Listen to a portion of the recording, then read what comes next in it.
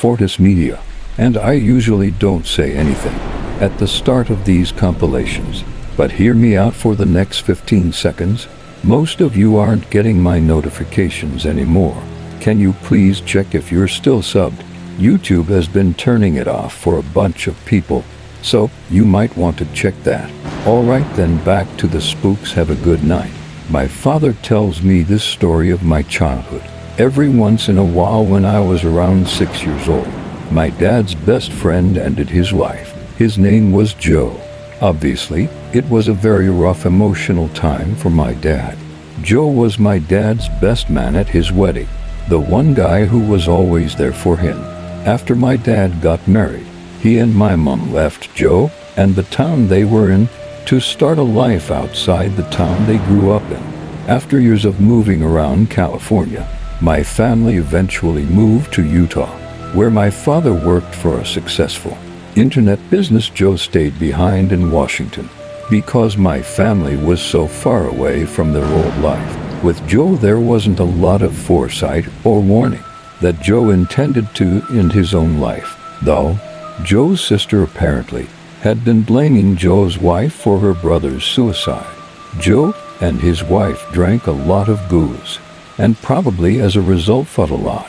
My father had always said they were a passionate couple. Yes, they would fight often, but he hardly knew two other individuals who were so completely in love, and for this reason he didn't believe it. A few days after Joe ended his life, his widow called up my father sobbing, saying about how she thought it was all her fault. After about an hour's worth of crying and trying to console her, he told her, if there was a way for me to talk to Joe right now, I guarantee that he would tell you that he loved you and that it wasn't your fault that he ended his life. Crying, she still didn't believe him, but she thanked him for the kind words and let my father go. My dad was obviously distraught after that long, hysterical conversation. He'd been down in his office for a while and decided to come up and check on his kids while making a pot of coffee to take his mind off things. We were all supposed to be napping, but he thought he'd peek his head into our rooms to make sure we were safe, maybe try to have a little smile or brightness added to his day. Sure enough, when my dad got to my room, I was fast asleep on my bed. He went to my brother's room, and he was also sleeping. Finally, he checks on my sister, who's sleeping as sparkly as an angel. He decides to go back towards my room and into the kitchen to make some coffee. As he walks by my room, he notices a whimper. He turns around and enters the room, where he finds me weeping. I was 5 years old, so the way I was crying seemed odd to him. Normally a 5-year-old would cry drastically or over dramatically, but I wasn't. I was just sitting on the side of the bed weeping. My dad enters the room and says, "Maddie, what's up? Why are you crying?" It's then that I stop crying for a moment, look at him with teary eyes and say, "Rick, it's not her fault. I love her. It's not her fault." With that, I stopped crying, rolled over back into bed, and fell swiftly back to sleep. Needless to say, my dad crapped his pants. I was tucking my 3-year-old son into bed the other day. We say the typical slew of "I love yous," and then he stops talking, which is extremely atypical. He has maybe shut up once his entire life. So he puts his head down on the pillow, kind of pointing his face down, and rolls up to look at me. His arms were down by his side, and he just points one little finger towards the rocking chair in the room. Without moving, he says, "Mummy, before you leave, can you take the rocking chair out of the room so the man will leave me alone?" I'm pretty sure all the color drained from my face. He then proceeds to tell me that the man's name is Johnny, and he's a bad man and very mean. Johnny doesn't say anything though, because he doesn't have a mouth, and just sits there and stares at my son.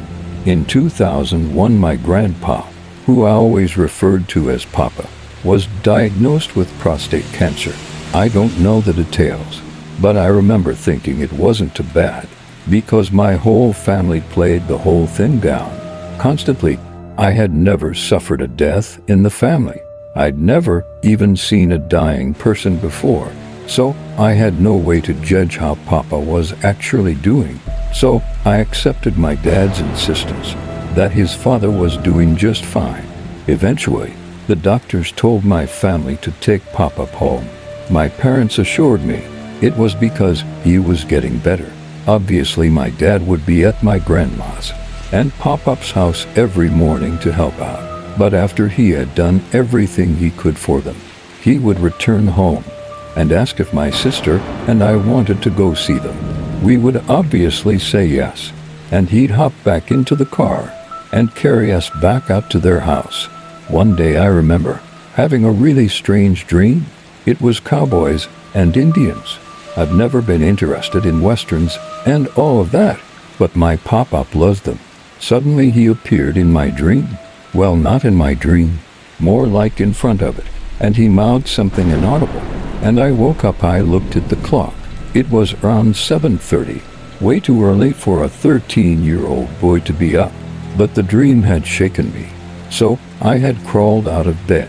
My sister was already up, which was equally strange.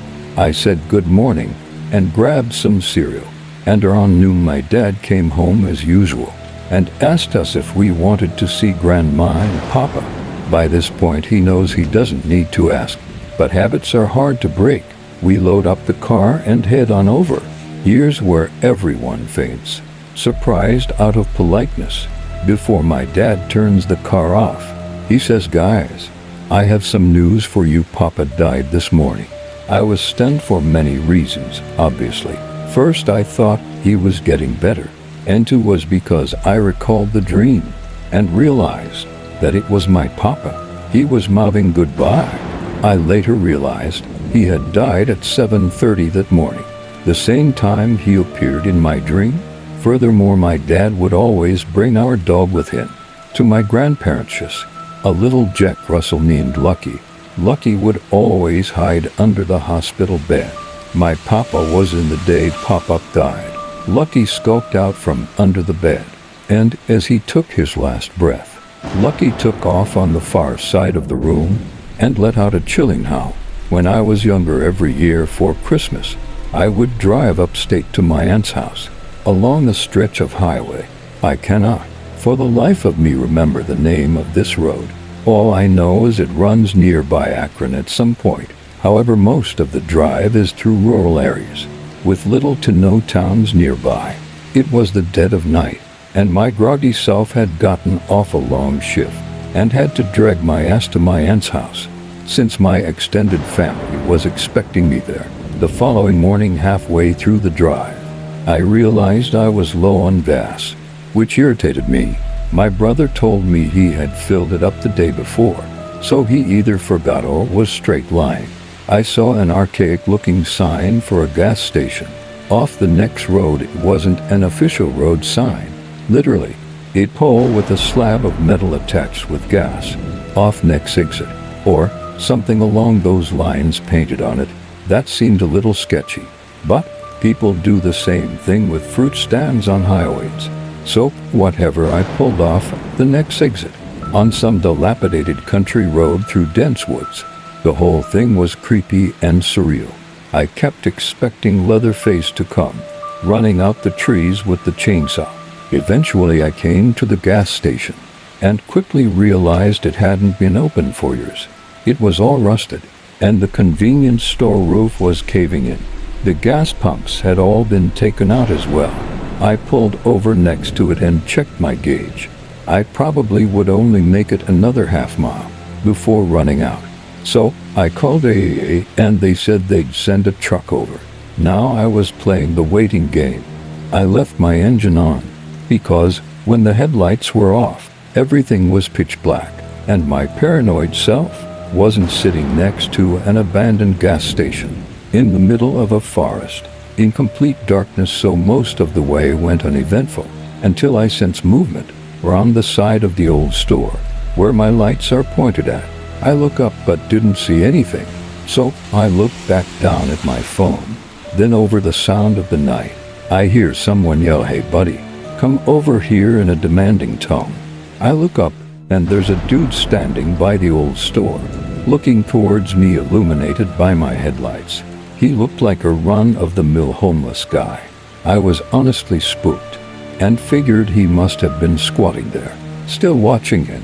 I rolled up my windows and yelled something like, "Yeah, what's up?" Still mentally crapping myself. I had my foot ready to floor it out of there. At the first sign of trouble, "You got any change?" "No, man." I look up at him. He has this kind of vacant expression and is standing stiff. Then I see more movement. There are heads, about 20 or so heads, peeking around trees beyond the man I'm talking to. I can't see them clearly, but they're definitely people, literally just heads, staring in my direction from around the trees. I see another guy begin to walk from around the gas station, and then I turned around to speed off. I got about as far away from the place as my tank could carry me, and updated AA on my location. The driver came back over and filled me up. I didn't say anything, but after he left, I wanted to call the cops. So I called the nearest town sheriff's department, and they said that they'd send a state trooper over at the location I gave. When I got to my aunt's house, they called me back and said whoever was there was gone, but they could tell a large number of people had been living there for a while. Blankets, canned food, the usual. The whole situation still freaks me out, but frankly, I just consider myself lucky. I'll always just have a creepy story to tell, and nothing bad happened. I'm a relatively new dispatcher. I'd been working for about a year and a half. In a small town, I work for 10-hour shifts, and 3 of those I am alone for the entire shift, working police and fire in the last year and a half. I'd never lost England. For some reason, my welfare check calls had all been false alarms, and my medical call-emmers were always able to get them stable enough to wait for an ambulance. Those calls were few and far between for a start, but all turned out okay, and I was still very green in that respect.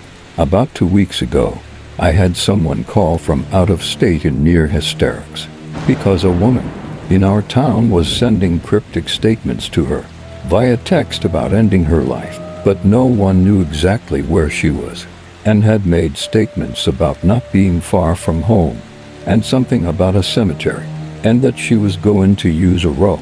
The family member said had made an attempt about a month prior, but law enforcement arrived and saved her life. I called the last person had seen, and then called every person was known to associate with for a vehicle description, clothing description, mood, anything that could help me. I also started a ping on her cell phone and had officers checking all local cemeteries and requesting help from the sheriff's office when the ping was located just outside our jurisdiction. Eventually, the sheriff deputies found them unresponsive in a cemetery 2 miles south walk from the ping, but it was too late. It was the first person I'd ever lost. I beat myself black and blue, replaying all the calls in my head, everything anyone had ever said, everything I did. Did I do everything right? Was I fast enough? What if I were faster? Did I miss something that could have helped find her? In time, we had a picture of her in our system, and I dreamed about her for at least a week. Tonight I get a call from a suicide hotline, advising of a male with a sharp object, walking through town with the intent to end it all. That night with him came rushing back, and I started to get almost nervous, but also was determined that this one would be different. I pinged the phone and got officers moving, looked up his file to see where his past incidents had occurred, for maybe a clue of residence. I even got a tracking dog to try and locate. As I'm on the phone requesting my 3rd ping update, an officer called out with him, and he's okay. He's emotionally upset, but physically okay, and I felt the air go out of me. Once they cleared, I had an officer come in and watch the comm, so I could step outside, and I felt like a weight had been lifted off me. I saved this one. I felt like crying, and I don't know if that's normal. Maybe I'll actually sleep tonight without seeing him's face. I know it sounds like a pointless story, but no one really understands what my career is, or what goes on with it. I just needed to share it with you all. I have a story to tell that my mom told me a while back. It was her experience with a Ouija board, and my mom wouldn't make something like this up. The whole reason she even told me about it was because I brought up the idea of using one to contact a younger brother who passed away anyway. Her story freaked me out enough to never use one. Back when she was in high school, late one night her and a group of her friends were cruising around on gravel roads a few miles outside of town, as I live in a small town in Iowa, and they stopped at an old, abandoned barn and decided to whip out an old Ouija board one of her friends had. My mom had a really bad feeling right off the bat and said she wasn't gonna do it, while everyone kept calling her a sissy and saying it wouldn't work unless everyone was there. So my mom was convinced, but only on one condition. She'd play if they didn't ask sketchy questions. Some of the guys laughed and promised not to. So they all gathered around the floor of the barn and placed their hands on the slider of the board. They asked some basic questions about it. Is there anyone here? What's your name? Things like that, but there was no response. Then a guy called Terry asked, which one of us will be the first to die? And my mom pulled her hands off the board and said, that's not funny. She was super pissed, and everyone screamed at her to put her hand back on the board. As soon as she put her hand back on, the piece moved and spelled out the initials of a boy who was there. CJ. He was a twin. His twin was also present, and after that they said their goodbyes because they were all freaked out, and my mom was pissed, and everyone was blaming each other for moving the piece on the board. So anyway, they all went home and basically forgot about the whole thing. Years later, that CJ was out driving on a gravel road, and he ended up crashing into the ditch and lost his life, the first one out of everyone there. And the creepy thing is that when the police were done investigating the crash, they said the tire flew off because someone purposely loosened the lug nuts on the tire. So ever since you told me that story, I've been too scared of trying the board. 4 years ago, I needed serious surgery to remove a tumor in my brain. The doctor said everything was gonna be nice and easy, but it took me 2 years to return and finish school. The surgery went so poorly that while anesthesiologists and nurses were trying to keep me alive, the surgeon had a conference with my parents to keep them up to speed. Brain bleeding, severe swelling in the brain stem, etc. What's weird is that during this conference, my mom's cell phone rang. The caller ID showed it was coming from my cell phone. I had put my dad in charge of my cell phone in case the worst were to happen, notify my friends and my girlfriend that I had passed. Anyway, he pulls up my phone from his pocket, and it's turned off with the battery removed. They wrap up the meeting with the surgeon, and then they walk to the nurse's station to thank them for looking after me. My mom's phone buzzes twice. She has a voicemail left by whoever was calling her from my phone. She listened to it, and she heard my voice. Hey Mom, it's me. I know things are weird right now, but I'm sitting here on this bench and I'm warm.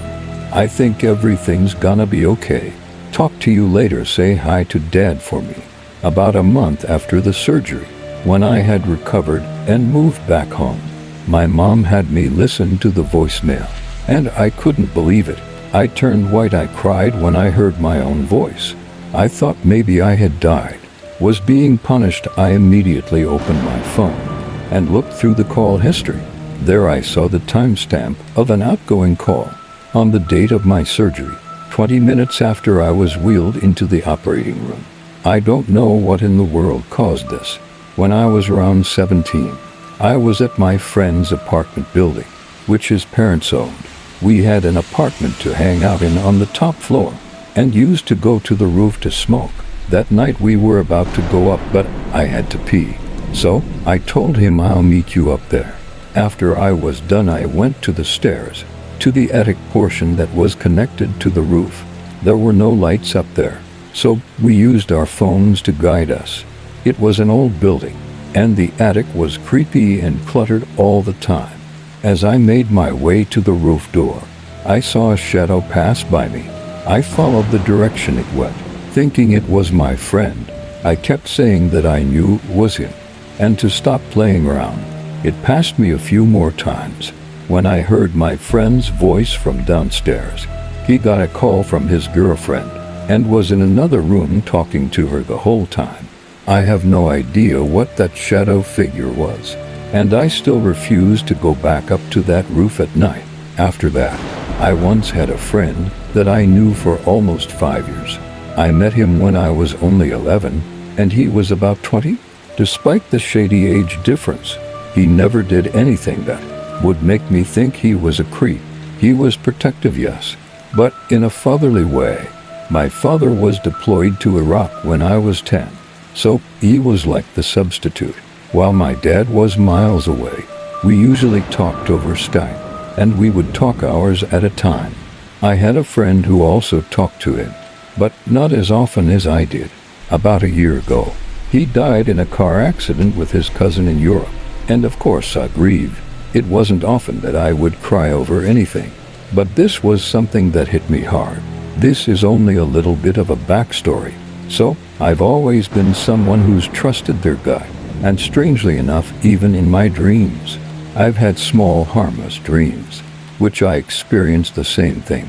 A few days after the dream, one night I had a dream. I didn't remember much of it. I always thought of it as just being a stupid, weird dream I had. I was outside someone else's house. We were jumping around on a pile of junk, and just as we were having a good time, there was a fallen tree leaning against the pile. I don't recall much from the dream, but most of the scene I was placed in. Of course it didn't bother me. It wasn't scary, so it didn't worry me. A few weeks later, my mom suggests I spend a week at my cousin's house who lives out in the country. Of course I accept, since I wanted to get out the house for a little while. That week I headed down to where they live. They had a huge yard with a silo, a barn, and a worn-down hog barn. Right next to the hog barn was a large pile of metal, sticks, rugs, and basically a bunch of trash. Next to that was a tree. It was split in half, with one half leaning against the scrap pile. I didn't quite think of the dream, since my memory's pretty bad at times, so I just saw it as normal. The first week goes by, and my cousin suggests we go outside for a bit. I agree, finding nothing else to do in their home, and we go out and walk for a bit and talk. Before I make it to the scrap pile, I was the one who suggested we climb around it. So we did. We both climbed to the top and found a cozy place to sit. I sat on one of the branches of the broken tree, and she sat further across the pile from me. On an old rolled-up rug. I can get pretty hyper at times, and it makes it hard for me to sit still sometimes. So I started bouncing on the branches. Of course, our 160-pound girl, bouncing constantly on the branch, is gonna make it snap, and that's when it did. I snapped and the tree fell. I tried to grab onto whatever I could, which was a small twig, which snapped easily and sent me falling. I fell straight on my back, on an old gutter that was facing down. The sudden events left me shocked and unable to move, and as I was slowly rolling off the gutter, below the gutter was a thin metal, sharp jagged metal, sticking up that was surely gonna impale me if I'd continued rolling over. As I rolled though, I felt someone grab my arm. They pulled me back to balance on the gutter, and I was able to sit up and safely balance myself. My first assumption was that it was my cousin who helped me, but the creepy part, I was about to thank them for practically saving my life. But then I realized she was halfway across the pile. Her foot fell through a screen, and she couldn't get to me in time. Apparently, I had rolled myself back before I rolled off, but I swore I felt someone pull me back, someone who probably saved me from being impaled and getting severely injured. I immediately told my aunt about this, and soon my mother agreed with me that it could have been anything, but we're both convinced that it could have been my father figure, that he's watching over me. Tell me, what do you think of the situation? Because ever since then I'm still contemplating on what it really could have been. This happened about 11 months ago, when me and my wife got married in June. I'll never be so grateful that I have a habit of locking doors. Our wedding day was coming to an end. Family and friends were slowly starting to depart, as me and my wife Diana took pictures and chatted with some of the guests, who stayed a little longer, and were just having a good time. It was a great day and a lot of fond memories were made.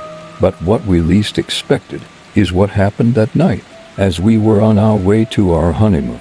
As me and Diana said goodbye to the last of the guests, at around 9 p.m. we got into the car and headed home. We had our bags packed prior to the wedding day. For Cancun, I'm all ready to go. I live in Washington, and we were in a bit of a hurry, because instead of flying out from Seattle Airport in SeaTac like normally people do, it was a lot cheaper for us to drive up north to Canada and fly out from a Canadian airport. Also, me and my wife thought it would be fun to have a little road trip to Canada and then fly out from Canada to Cancun. Plus, it was only a 3 and 8 2-hour drive for us, and cheaper, so we headed out. We had a great time driving, lasting music, talking about Cancun, and just being excited about the new chapter in our lives. Diana slowly started to fall asleep, being exhausted from the wedding and whatnot. We were halfway to Canada, and at this point we no longer were in a city area, but more of a wooded area, with much fewer cars and less people. The more we drove, the less we saw. At this point, there was basically no one on the road. By the time it was around 3 o'clock a.m., we had some extra time on our hands, and I was starting to fall asleep too. So I pulled over at a gas station to grab a Red Bull to keep me awake. As I pulled in, I noticed it was completely empty. I was the only car parked, and I saw Diana asleep. I told her I'm taking the keys and locking her inside, and that I'd be right back.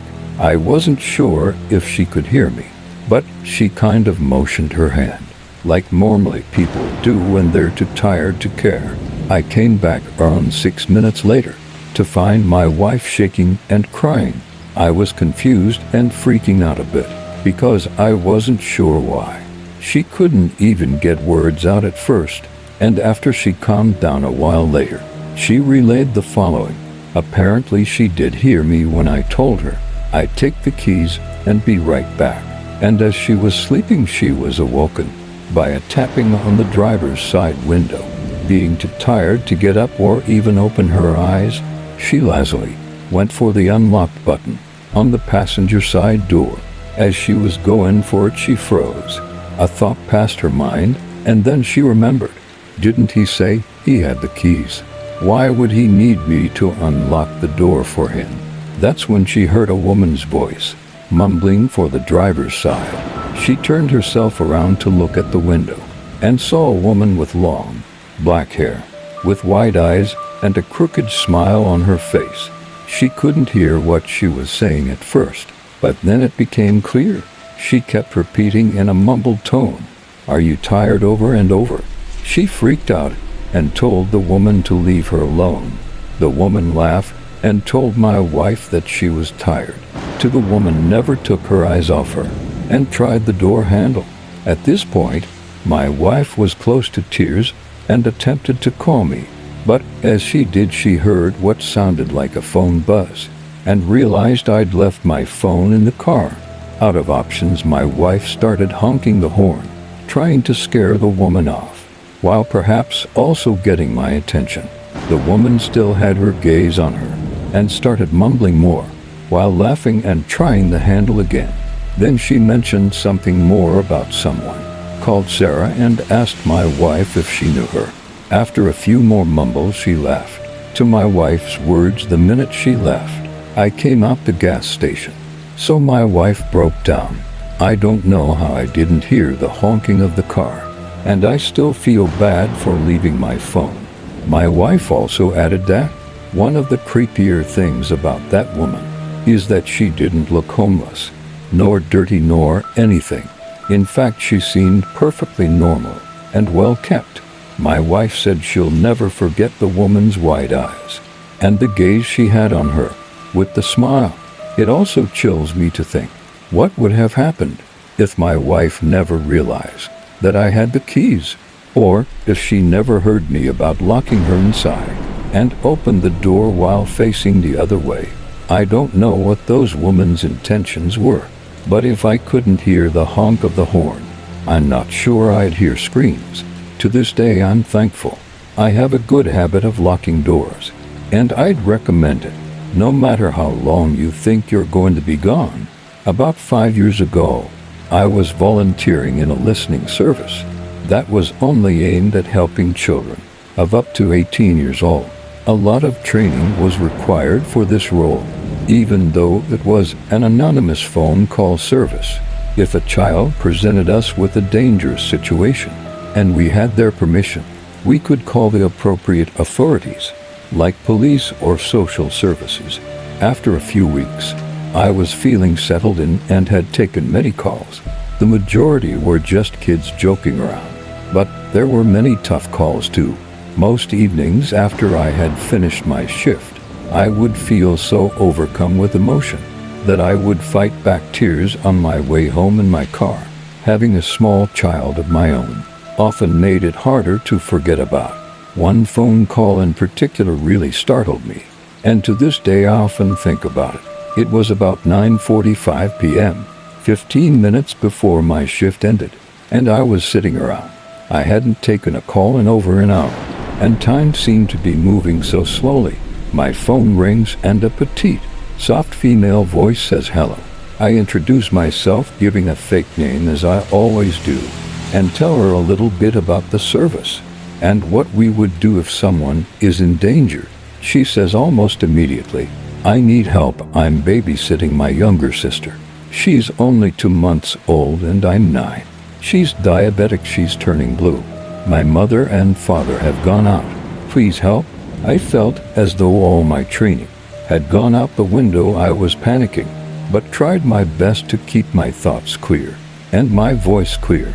"Go outside and get help.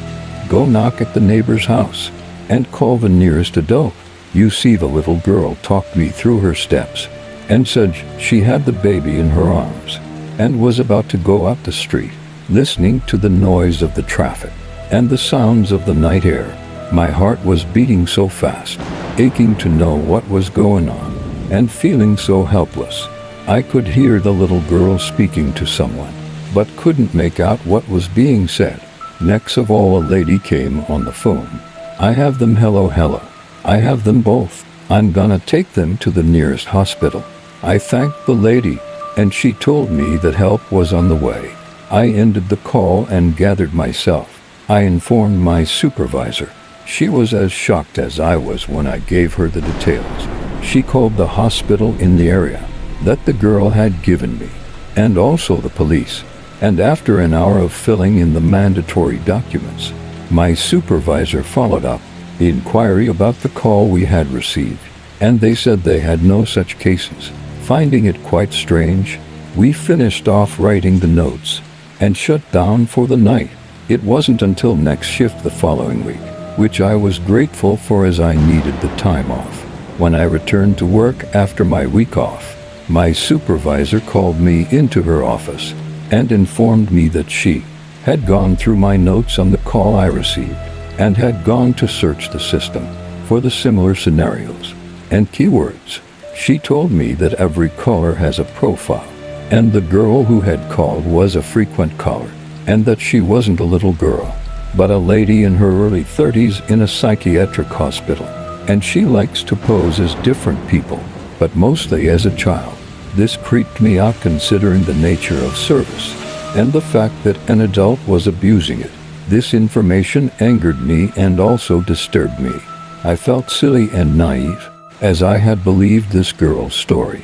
Over the next few months she called a few more times, under different descriptions, and always posting as a vulnerable person. I wasn't there for much longer, but that story always gives me the creeps whenever I think about it. I had a teacher who had a very interesting Ouija board story. This teacher joked around and wasn't really ever serious, but was funny as hell and an overall good teacher. But when Ouija boards came up, she got extremely serious and shared a bone-chilling story. She had some friends over one weekend, and they got bored and decided to break out the good old household Ouija board. They had asked questions and got weird vibes from some of the answers that they received but pushed forward. Finally, someone asked when they were going to die, and it went around the circle, and everyone got a decent number in their 80s or 70s. But one girl got the age 19. Granted, they were juniors/seniors in high school, so that was only a few years away. A few years go by, and the girl who got 19 as the age of death was killed by a car while walking on a beach. While on spring break, her friend she was with broke her leg or something. She was 19, just a week away from turning 20. The nature of the death and the fact that she was close to her 20th birthday makes it so scary, because she was so close to defying the Ouija board, never ever doing it. Needless to say, I'm too terrified to get answers like that. I work on an adult oncology unit where, unfortunately, we have a lot of comfort care patients. The majority of them transition to hospice, where they live out their final days. Sometimes they don't quite make it and pass away while they're still in the hospital. We have the most deaths in the hospital in our unit, and a lot of floats don't like coming up to our floor because everyone dies. We all love it though, and wouldn't have it any other way. There's so much love between the nurses and our patients. We get to know them really well. When people pass away, we have noticed that unsurprisingly, it comes in threes. We will go a few weeks with no one passing away. Everyone successfully makes it out of there and goes home or to a hospice or a TCU or wherever they go to pass on, only to have a week or two where we will have 3 to 6 deaths a week. One week we had 2 patients pass away in one night. One of the patients was Imramate. She was really near and dear to our hearts, and it was a rough time for everyone involved. She had been on the floor for a prolonged period of time, and we all watched her go from a spry old lady to basically wasting away in all aspects. She passed on nights, and by the next day, there was a new patient in her room. It's hard on all of us, but as we all know, patients come and go, and we have to move on. I was doing the admission with the new patient and going over room orientation stuff. I explained that she had a one-stop shop remote, which controlled the lights, TV, radio, and had the cool light. Right as I finished explaining to her that the TV buttons are right here, I set the remote down on her bed, and instantly the TV turned on by itself. It began flipping through each channel at an alarming rate, faster than if you were to hold down the channel up button. She was a little older and thankfully not too observant, and I thought I was doing it, but no one was touching the remote. She says, "No, thank you, I don't want to watch TV right now." So I reached down and tried to turn it off. It didn't switch off. I ended up panicking a bit inside and yanking the remote out the wall and telling her that it seemed not to be working properly and that I would get her a new one. The TV still wouldn't turn off after I unplugged the remote from the wall, and normally it would be all connected and not work if it wasn't plugged in properly. I ended up having to walk and manually shut the TV off. I headed out of there telling her I'd be right back, and as I went to the nurse's desk to grab another one, I ran into another nurse. She was grabbing another remote, which was odd. We just got a new shipment in, and they were all normally working properly. We rarely had to replace them anymore, and I asked her if her remote was broken too, and she said that hers was acting up. I asked her which room she was in, and it was another room that a patient had passed in the night before also. The TV remotes were uncharacteristically acting up from across the wing, at the same time in the same rooms. That people had died the night before. Freaky, I could ramble forever, but most stories are related to the TV. I had another situation, similar to the one I just described, where the volume was going up and down by itself. In a room where a patient had passed on recently, I'd seen lights not work and then work again. I'd even seen a sink turn on when there was no one else around. We have several designated rooms that are reserved for our comfort patients, and even when they are unoccupied, we will walk by them and it feels like someone is there. But when we look, it's clearly empty. We've had a room where four pumps stopped working and BP machines quit on us, and nothing seems to work. But that room got cleansed by a healing touch volunteer, which I know sounds crazy, but now everything in the room works just fine. But that's a story for another day. I've never been a huge believer in the supernatural, but after working in this unit for the past year, it's not hard to believe in the paranormal. We all just embrace it because what can you do really? Many years ago, when I first met my ex and her family, they lived in a mobile home. My ex has this younger sister who is a bit messed up, in and out of psych wards and stuff. My ex and her younger sister shared a room in this mobile home while we were dating and before my son was born. She told me this story about how her younger sister would wake up and talk to the man in the hallway. The man always had a suitcase and wore a brimmed hat. My ex and her family always dismissed the stories as the younger sister was a bit nuts. Fast forward a few years, my ex and I had a son together. Her parents moved out of the mobile home and into a house, and we were renting the mobile home to my ex. Our son's room was in the exact room where my ex and her sister had slept in. One night after our son had gone to bed, he was asleep for a while, and we heard him get out of bed. We figured he would come out of his room and ask to use the potty. Instead, he started talking to someone and said hi, and started talking about his favorite stuffed animal, which at the time was Ducky. Curious, I called back and asked who he was talking to. He pops his head out of the room and informs me he's talking to the man with a suitcase and who's wearing a hat at the time. He was about 2 and had never heard about his aunt seeing the exact same guy. I have a younger brother who had an imaginary friend. In his youth, he was also an avid sleepwalker. When he was around 3 or 4, he started talking to someone he called Freya. He described Friar as a dark-skinned man with little clothes who loved to hunt in the wilderness. And one day he told me that Friar used to live nearby in a house a long time ago, and then some white people came and burnt him alive and killed his village. Not exactly something you expect to hear from a 4-year-old.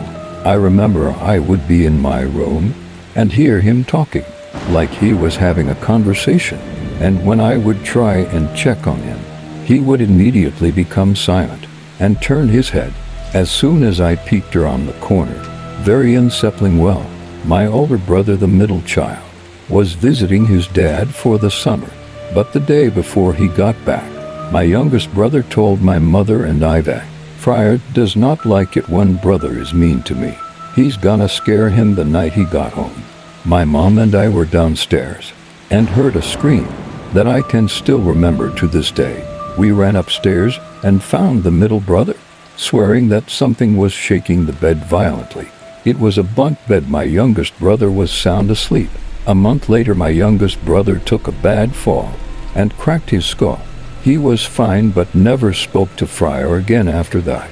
He would also sleepwalk constantly and show up right next to me in bed and stare at me until I woke up and promptly cowered myself. One night, I heard the front door open and close, and since it was 4:00 a.m., I went to check it out. I opened the door and found my brother at the far end of the yard, in the snow, only in his underwear, staring right at me, and he slowly waved. Those shivers weren't from the cold though. A few years ago, my brother would get a call on his cell phone. At around 2-3 o'clock a.m. every night, he would answer, and it would be this hellish-sounding noise, like static mixed with screams.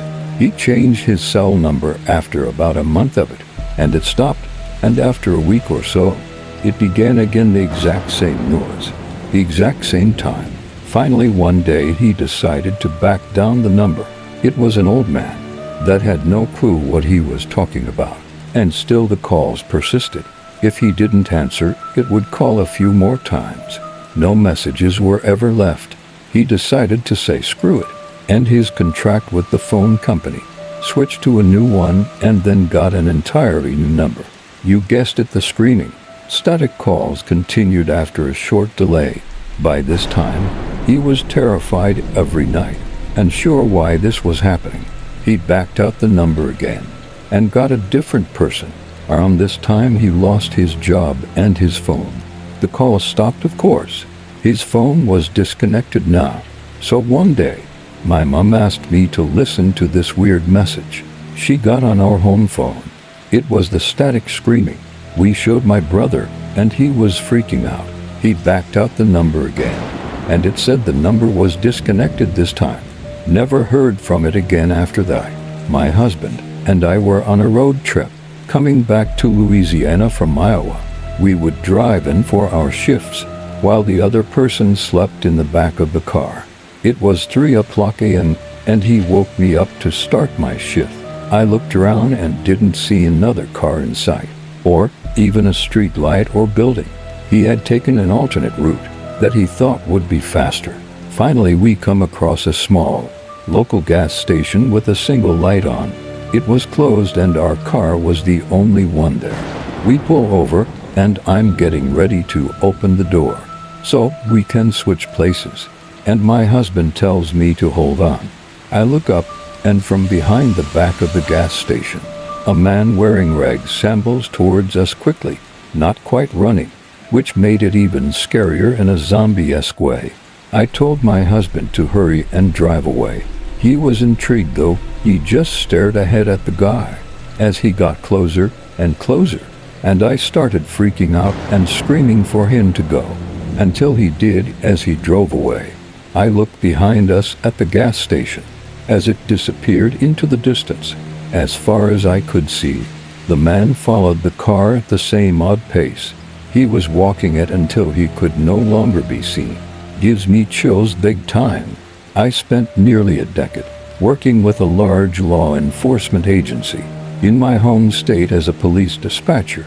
Instead of answering calls made to 911, my job was to remain in direct contact with and consistently provide information to officers and other first responders during a specific graveyard shift, with very few calls in it. In its entirety, I dispatch officers to an escalating, yet non-physical domestic dispute. In short, it concerned child custody, which can undoubtedly shorten tempers and set parents on edge. Her father had violated the hours of his visitation rights by showing up intoxicated at 2 in the morning at his now ex-wife's house. She, of course, was not too pleased, prompting the emergency call when he refused to leave. Normally, the response time for emergency incidents is based upon a priority system, depending on the circumstance and whether or not a person is in imminent danger. However, since it was a slow night with no incidents holding, I dispatched 2 available officers immediately. They arrived within minutes, separated both parties involved, and de-escalated the situation. As previously mentioned, the father was legally intoxicated, according to an administered breathalyzer, and had driven his truck to his ex-wife's house. But since he had legally parked on a public street and wasn't behind the wheel when officers arrived, he wasn't charged with drunk driving. I ran his information and background, and except for a prior DUI, driving under the influence, and a couple of minor offenses, his record was otherwise clean, and he didn't have any warrants out for his arrest. The primary officer writing the report that happened to respond was the patrol shift supervisor. My sergeant, a very nice man, who earnestly tried to help every citizen he could, including cutting them some slack if an arrest was avoidable. He let the man off with a trespass warning, and even gave him the opportunity to call someone to drive him home or use public transport, and return for his truck the next morning after he'd sobered up. Incredibly gracious considering the circumstances. This wasn't good enough.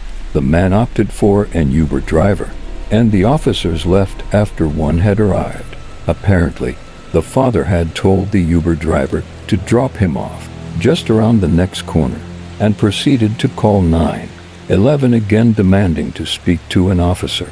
My sergeant was made aware of this and asked me if I would call the man back to see what else he wanted. Since it was extremely common for dispatchers to make callbacks, I had no problem with this request. The father proceeded to berate me at the top of his lungs, and I'm gonna censor the incoming profanity. He called me, amongst other things, a worthless piece of trash, and he said he called me to help, but that I was siding with the woman, and to send the officers back. Now I'd heard these expletives hundreds of times, and was unfazed. I'm sorry you feel that way, sir, but I can send officers back to you. What's your location? He proceeded to call me every name in the book, including several racial and homophobic slurs, and asked me, what's your location? Never mind, I know where your building is, and I'm heading over there to mess you up. Amongst other insults, he informed me that he had utility chains and gasoline in his work truck, and threatened to not only blow up our communication center, but drag my burning body around the parking lot behind his truck. Sir, I understand you're upset, but I advise you not to make these kind of threats. Everything you say is currently being recorded. He replied, saying, you think I give a hoot? Send your officer back out here and I'll string them up. Go ahead. I happily and maliciously complied. I informed my sergeant over the phone of the father's allegations. He, as well as 5 other squad cars, responded. They found the man waiting by his pickup truck back out in front of his ex-wife's house. I'll admit this guy had a pair on him. He was promptly arrested for the following: violation of a trespass order for reappearing at the house, misusing of an emergency line, harassment of public safety employees, for threatening a 911 call taker, terroristic threats, for threatening to blow up our building, and resisting arrest once he was placed in cuffs. In summary, tread carefully. Deadbeat dad. I'm out with a phone, a radio, and a criminal database, and a patrol sergeant, and I'm not afraid to use them. I've gone back and forth with the idea of sharing this for a while. After searching through a lot of places on the internet, this seems like the best place to discuss them. I still have my reservations, though.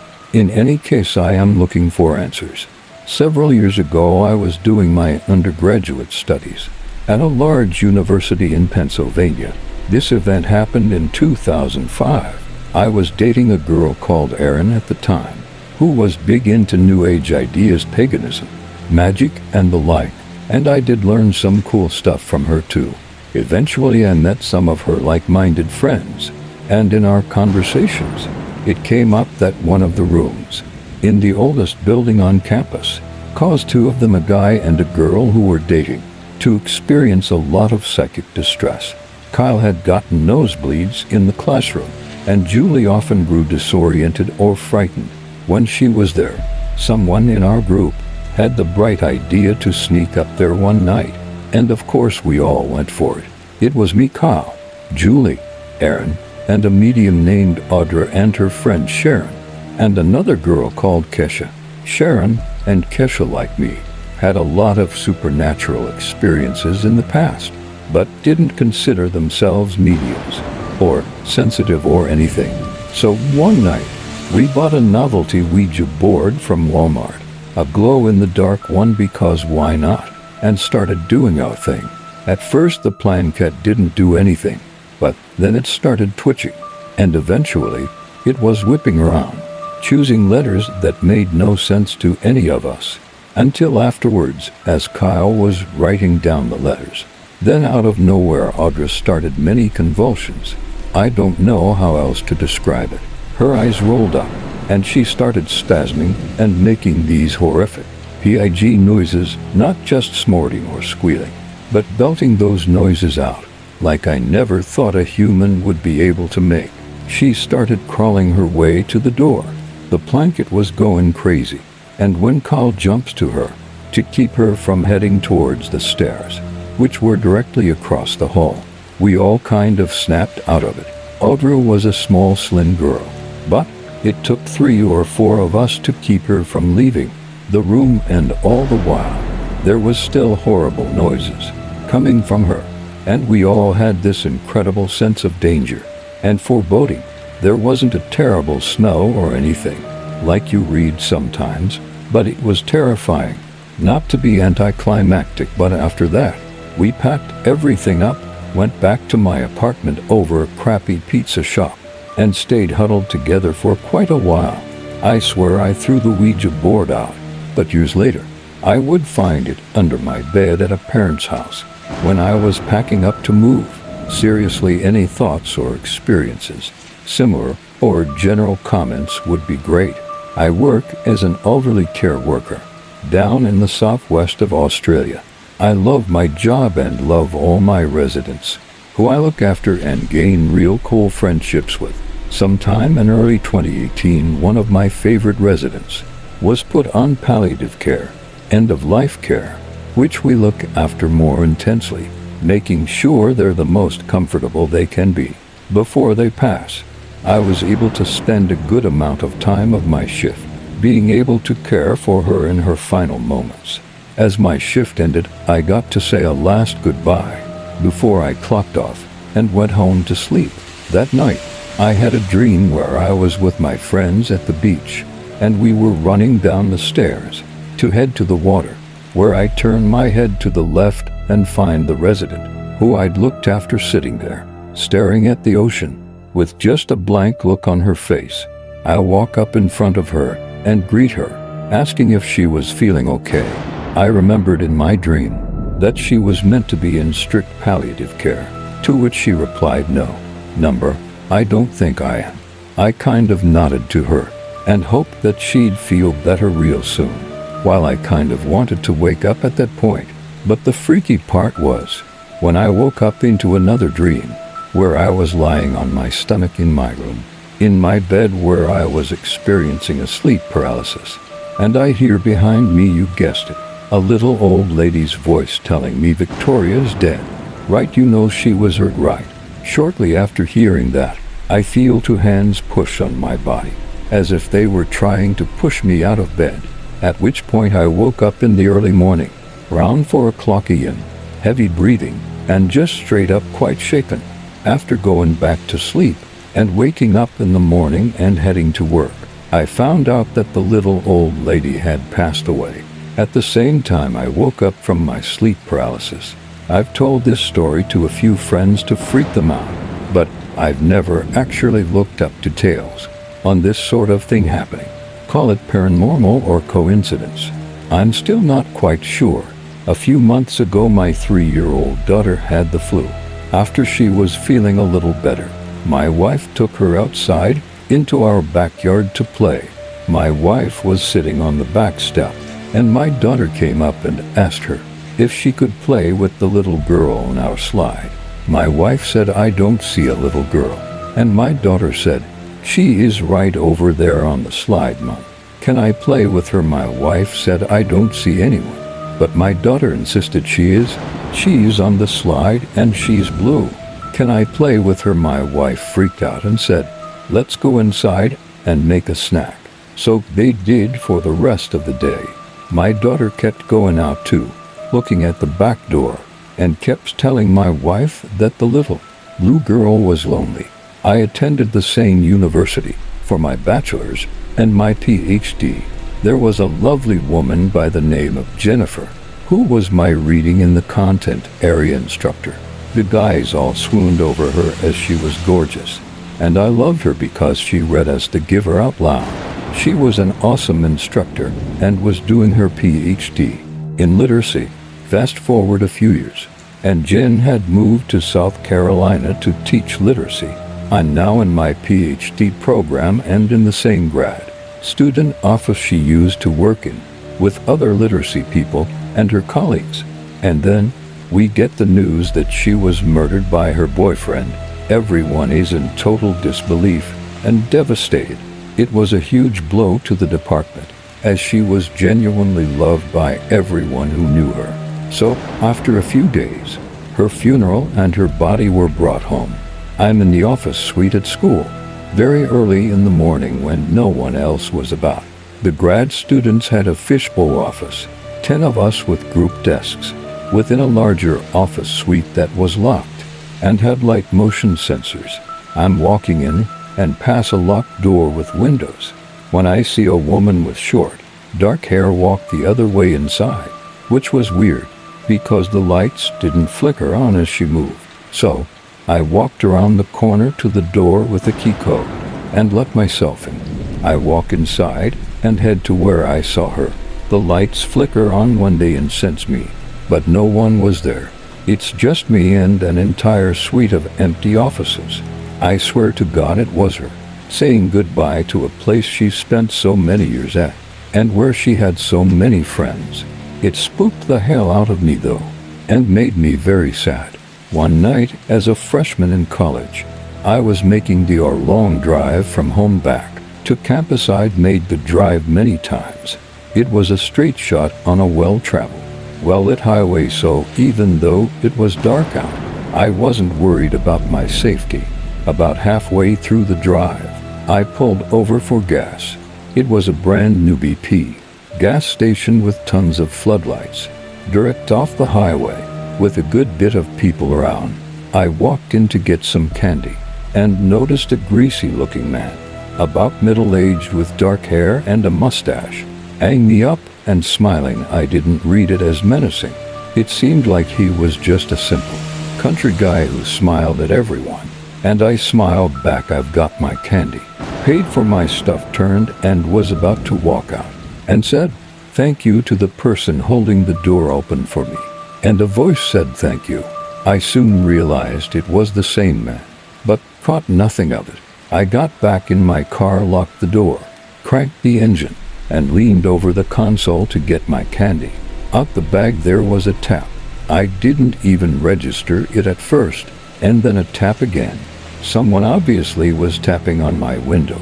I look up and saw at the greasy smiling man. His hands and clothes looked even dirtier under the floodlights. He motioned for me to roll down my window.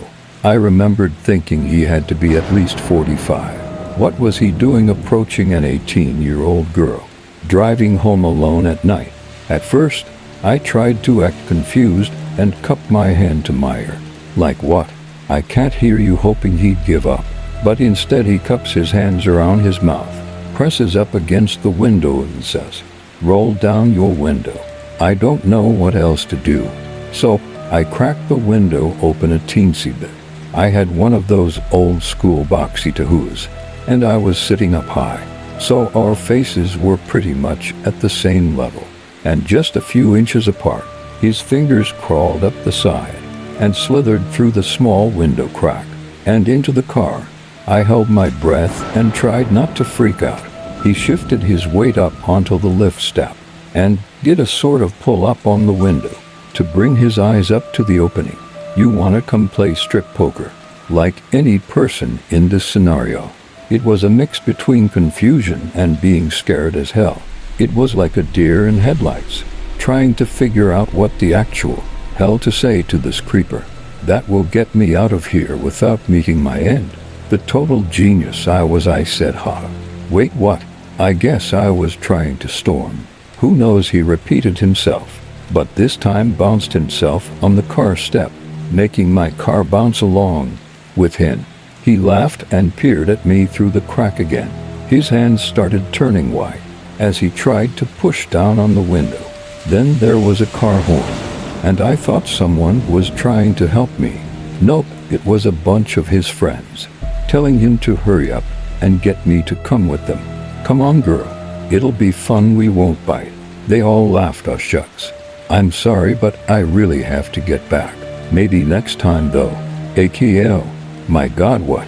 Please don't kill me also. How is no one at the gas station seeing this and helping me? He reaches down to pull open the door handle, but thank God it was locked, and I still get chills when I think of what he said next. Oh, come on, little girl. I bet you ain't never been with a real man now, sweet. The only tool in my toolbox at the time was the done girl routine. So I doubled down. How? So funny, no. I really gotta go, but thanks though. You'll go have fun. I put my gear in reverse, hoping he'd take the cue to get off my car. Instead he says, "You sure, baby?" Tilts his head, pushes his mouth into the window, and then forces his tongue inside, just smearing his spit slime everywhere, like a deep-scented slug. Oh, it's so hard to turn down. Thanks for the invite though. I'm flattered. He lifts himself off the car and finally steps down. Your loss. He shrugs and walks back to the smoke plume jalopy, full of his horrible friends.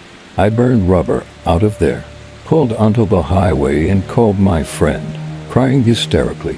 Sure enough, I see them coming up right behind me. I could make out at least 3 men, moving around and laughing inside, with exhaust fumes and cigarette smoke enveloping their tin can on wheels. I sped up to around 85, 90, hoping I'd lose them, or better yet, be pulled over by a cop. And after what felt like a long time, but was probably no more than a few seconds, did I look back. Unfortunately for me, their vehicle was no longer there. I have no idea if I lost them, or if they eventually just gave up. Moral of the story: don't be polite. You don't need that in your life, guys. Next time I'll mace you in the face. Weird tongue dude. This last Thursday night, I took a call of a woman screaming. "Oh, my God, no. Please don't stop," screamed over loud bass and a car engine. She wasn't answering any questions. Stayed on the line, trying to get info for over 6 minutes, until a male voice called her the B word for calling the cops, and then hung up the phone. I pinged the phone, but it was moving too fast through multiple jurisdictions, and by the time I got the results on the first ping, it was already out of our venue. I checked previous history on the phone number, but there wasn't any. I ran the phone through a database we used to cross-reference information on phone numbers, names, criminal records, and restraining orders. Nothing. I also tried to get subscriber info, so we could maybe contact someone who knows the owner of the phone, but it was a prepaid with no info on it. I alerted the highway patrol and the neighboring jurisdiction, which is notoriously slow if I get any response at all.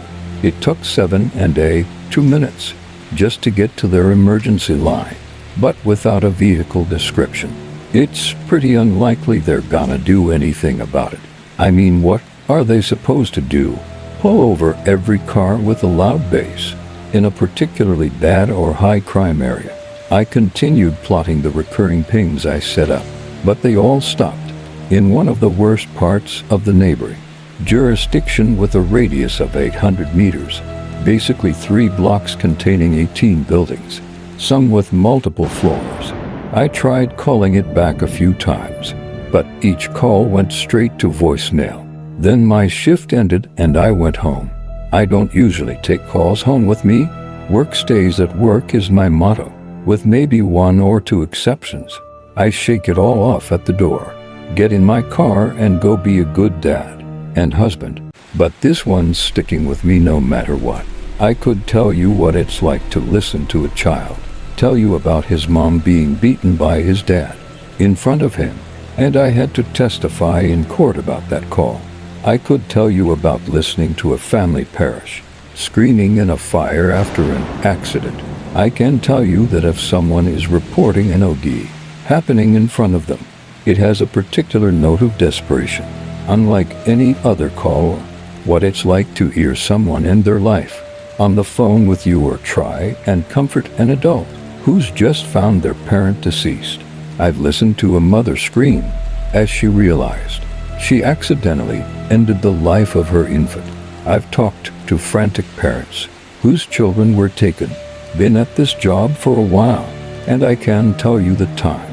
I spoke to a 15-year-old who had been shot and left for dead in a field because he tried to sell his older brother's weed. He survived.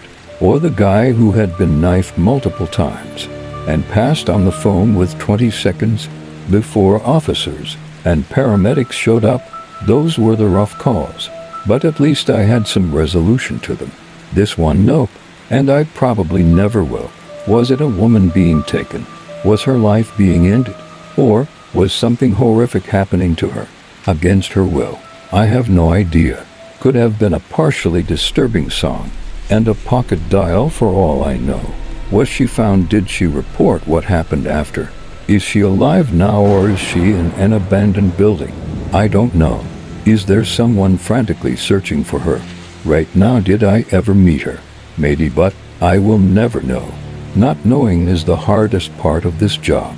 I go from the start of one emergency to another. In seconds, questions, dispatch help, hang up, and repeat. In the rare case something really bothers me, I can usually ask the officer by his computer how it went, but I think I've only ever done that 2 or 3 times.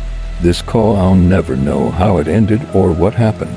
I did everything I could, only for it to mean absolutely nothing anyway. Now I'm sitting at home on my days off. My baby is crying, and my wife wants to tell me about some story, or rather she read on Reddit. Taxes are due, and I'm behind on paying bills a day or 2, and all I want to do is go somewhere quiet, drink bourbon until I'm not stressed anymore. But that's a bad route to go. I've seen others do it, and I'd never forgive myself for letting my family down like that. So instead, I'm a little quieter than usual, and maybe not as attentive as I'd like to be. But I'll be fine for another day or 2. Just gotta suck it up and go back to work. 15 years until retirement. This was last summer, about a year ago. I was in rehab and decided to make a Ouija board, and me and my 3 roommates all agreed we would try it out. We were all very skeptical, mostly leaned towards the side of disbelief, but still open. It was a full moon that night. We started by all holding hands in a circle around the board and saying that we were open to spirits, willing to talk, and I guess just putting the energy out there. We then took the blanket and moved it around the board in circles a few times. We were in rehab with no access to the internet, so kind of just doing what we thought was right, and weren't sure on proper procedures. When we were all moving our hands, we were heavy on the board, and you could feel it being dragged. I will admit I tried moving it on my own, as well as in the beginning, just to mess with my friends. But again, the blanket felt like it was being dragged. But then I stopped and began to take it seriously. And when it was actually moving, it's hard to explain, but there was an entirely different energy to it. It glides across the board like butter. The board and blanket, of course, were made of cardboard, so it freaked us all out. Sometimes a couple of us would take our hands off, or we'd tell another girl to move her hand, and it would keep going. It spells one of the girls named Sally. We asked who's contacting her, and it said sister.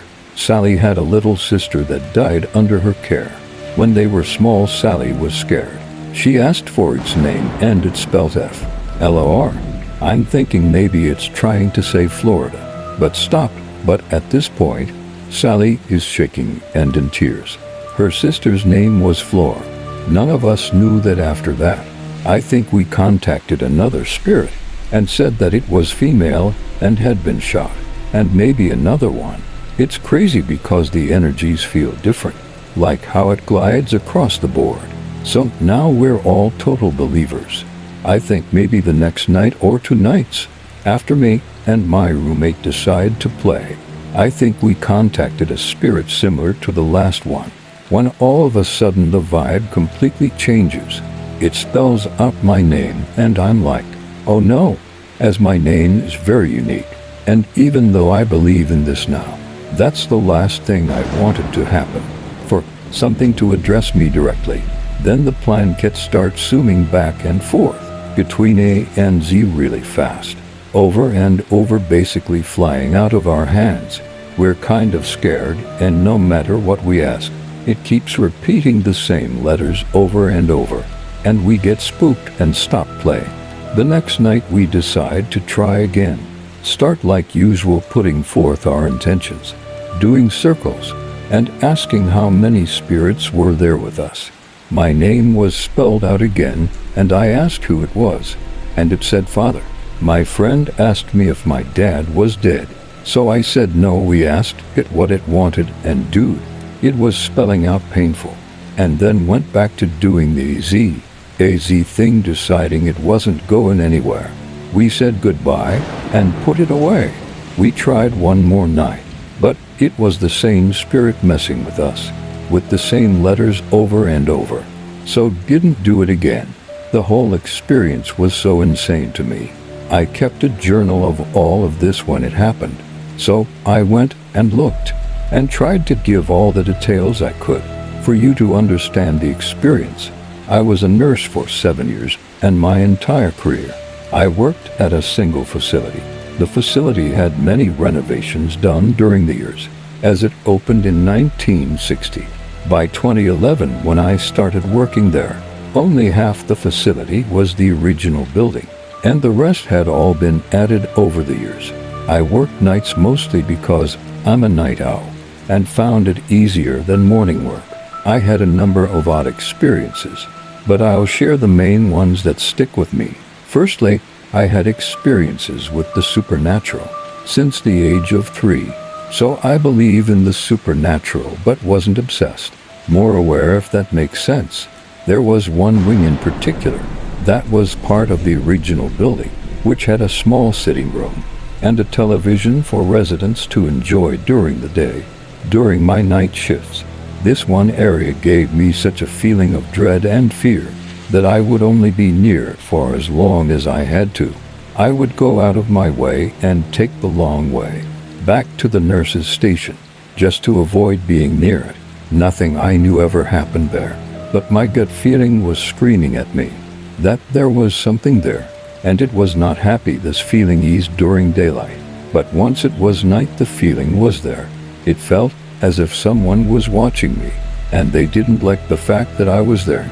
I spoke to a few other nurses about this, and they all claimed they experienced the same feeling. One other experience sticks out to me.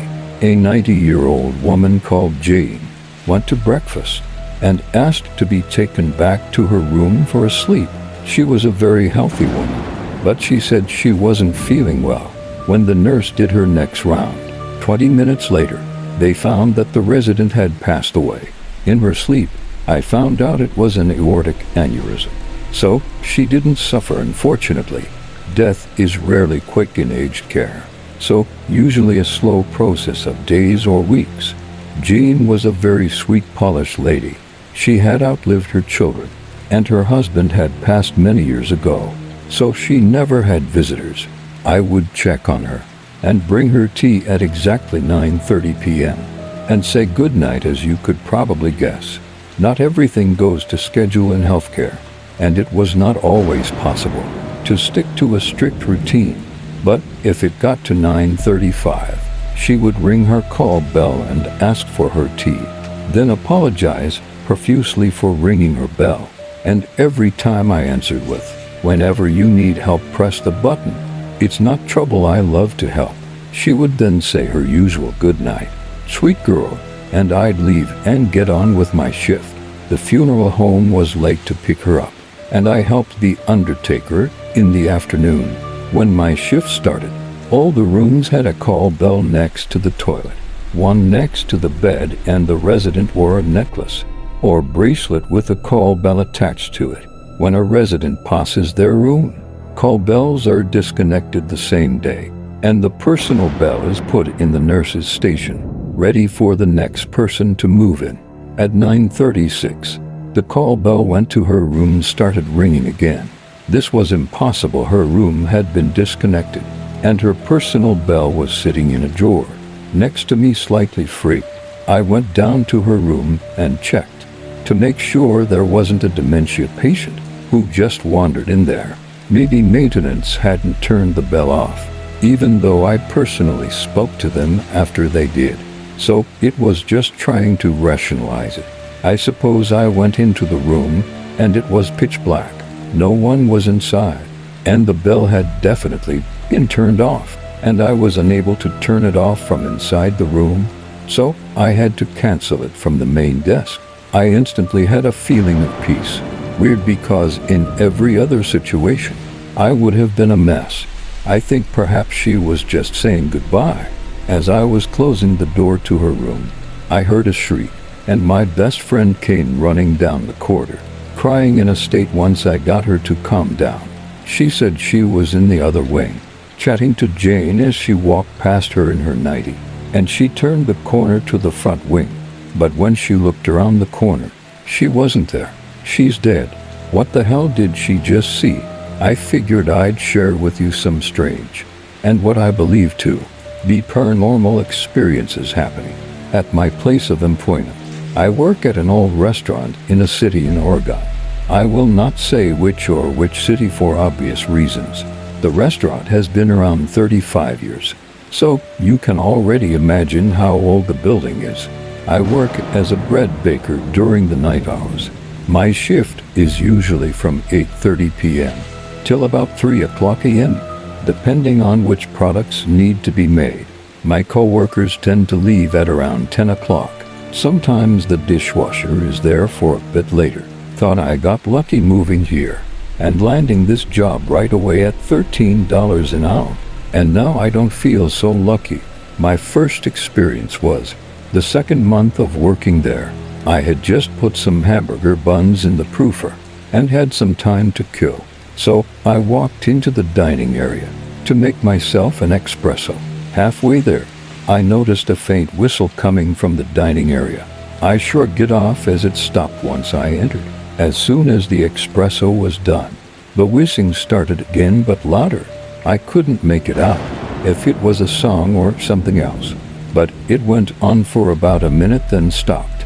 My whole body shivered as I was definitely creeped out. The next day I mentioned this to the dishwasher, and she looked at me for a minute and then sighed. She told me that the building is most definitely haunted, and she constantly hears the whistling as well, but only when she's here alone. The conversation ended there. She doesn't speak English very well. This experience freaked me out pretty bad. For a few days I still get chills thinking about it, and you may not think it's creepy, but it was. We have a huge walk-in cooler filled with tons of prepped food and so on. This was around 11 p.m. and the dishwasher is still there. I walked into the cooler to grab some butter. The door is huge and heavy, so there's no way wind could shut the door, especially because there was no wind to shut it. As I was reaching for the butter, I heard the door slam behind me. I was obviously startled and thought maybe the dishwasher closed it, thinking I left it open by accident. I walked to the door and started yelling for her, hoping she would hear me. After about 3 minutes of no response, I panicked. It was super cold in there. I kept banging on the door and yelling, and about 10 minutes later, she finally heard me and opened the door. Looking confused, shivering, I asked her if she closed the door on me, and she said no. I told her the door closed on me, and the look on her face freaked me out. I texted my boss and told him what happened, and asked him to check the security cameras. When he answered, he told me he watched and said that he saw me walk in, and 10 seconds later the door slammed shut. No one was behind it, it just shut by itself. That's never happened to anyone else. We were both confused and I was worried. A few weeks later, in the dining room, they mopped the floors every night and put the chairs on top of the tables. I noticed they were in their usual spots on the tables and didn't think much of it. As I was making bread dough at around midnight, something happened that I can't explain. In the span of almost 5 to 10 seconds, I heard the loudest crash coming from the dining area. That shook the whole building. and the lights went out quickly, then came back on. My heart was beating so fast, and I felt nauseous. I had no idea what just happened. I ran into the dining room, and my heart sank from fear. All the chairs were on the floor scattered, a few definitely broken. Then the whistling began. I immediately called my boss, and he rushed over. We went to the office and watched the security cameras. The video showed the chairs on top of the tables. The lights go out, come back on, and the chairs were scattered all over the floor. The look on his face chilled my body with dread. He promised to stay with me for the rest of the night, and I told him I was becoming scared of working by myself. He said I would be fine. This happened a few days ago, and it took everything in me, aside from the fact that I'm living paycheck to paycheck, to not quit this job. This was probably the scariest thing I've ever experienced. It was around 2:00 a.m. The baguettes were in the oven, and it was almost time for me to leave. I had to use the restroom, so I walked to the dining room to get to the restroom. I heard the whistling, but very faint. It was becoming normal, and since nothing had happened for a while, I wasn't creeped out. I got to the restroom.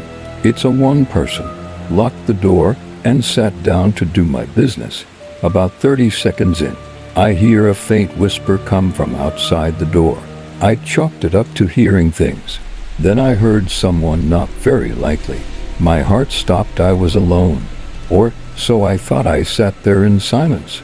Another knock. I very quietly finished my business and pulled myself together.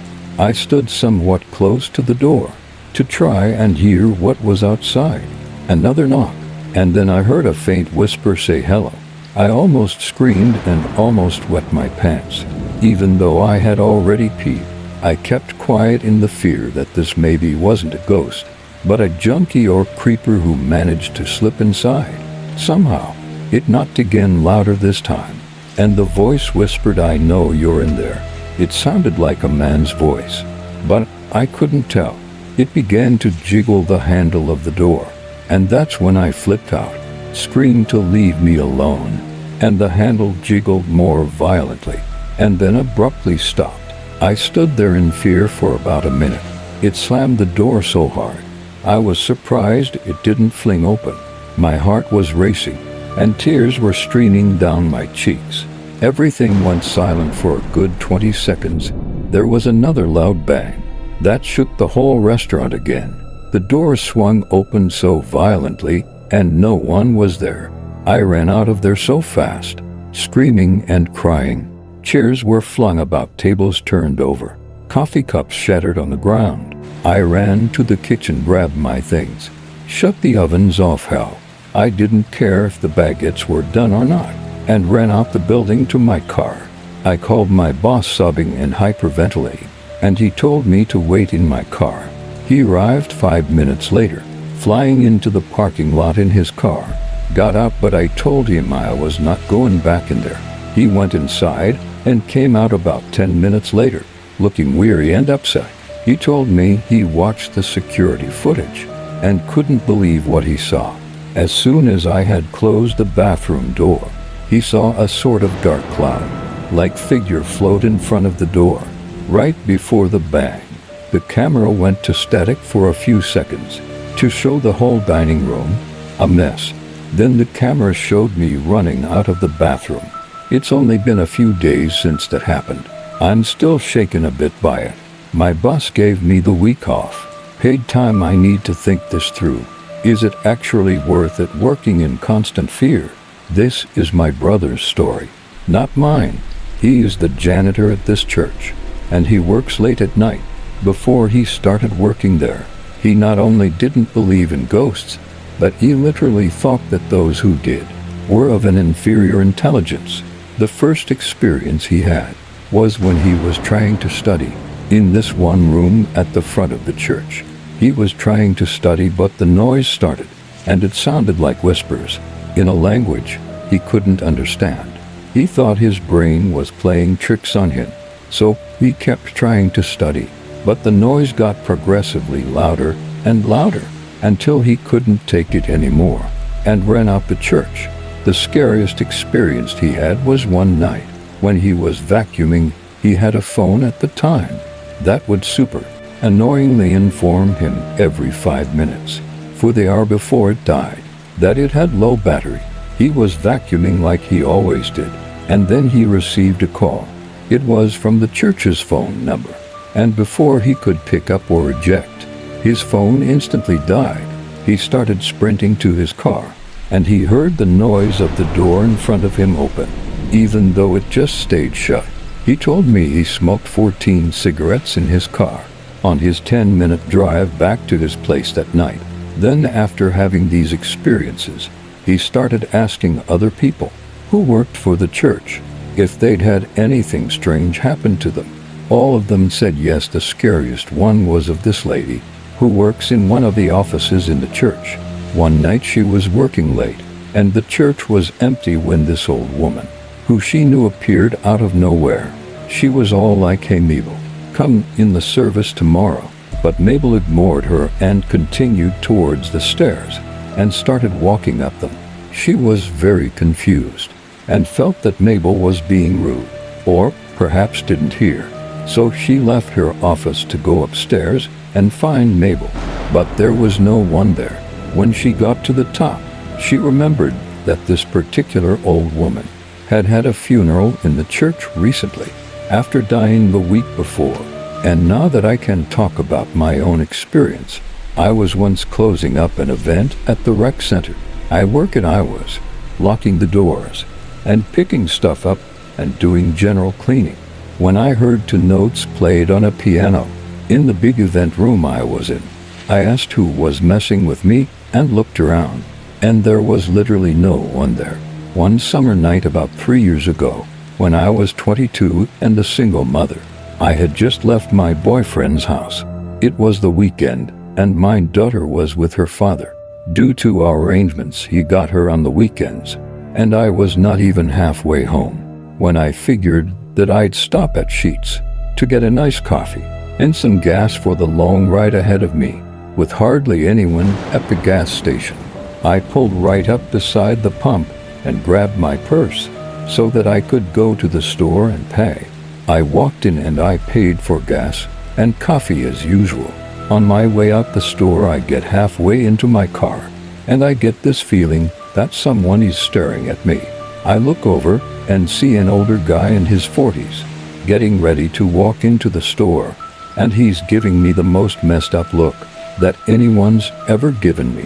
I felt as if he wanted to do something bad, so I found myself walking quickly to the pump. And as he was in the store, I'm filling up my car. I'm getting done. Jump in the driver's seat while he walks out and pull up to the stop sign and wait for the red light to change so I can go on since it's the main road. Meanwhile, I look over to see where the guy is, and I see the guy hop into a car and turn around in the middle of the parking lot and get directly behind me. I start thinking to myself, what the hell? The lights change and I make my turn. I look in the mirror to see if the car turned my way, and it did. The car followed me the whole way through town, which is a few miles, and I get to the end where I can either go straight to go home, which is about 40 minutes away from where I was, or turn right and go back on the 219 to get back to my boyfriend's. Just then, I remembered that my mom had called me earlier to tell me that she and my stepdad were going somewhere and wouldn't be home till late. So I turned right and the car was still behind me.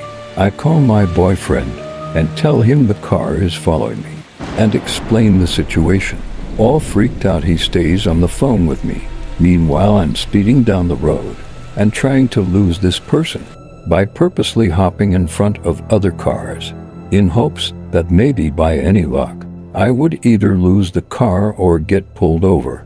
I look back in my mirror again to see if I lost this psycho, and he stood behind me. My heart sank even further into my guts when I looked about 25 minutes later and still on the phone with me. My boyfriend tells me he's gonna meet me at the bottom of his driveway. Then I tell him I'm almost there. I start to slow down so I can pull to the bottom of the driveway and see my boyfriend standing there, waiting for me. Not a second later, the car that was following me starts slowing down, almost to a dead stop, until the person's headlights hit my boyfriend, and they see him throw his arms up like, "What the hell?" Immediately, the car gasses it, and my boyfriend tries to make out the car as best he could since it was dark. It was a dark maroon-colored car. I can't remember the model, but I remember the rims looked pretty battered. I was so anxious, but yet at ease, that my boyfriend just saved me, and that I was safe again in his arms.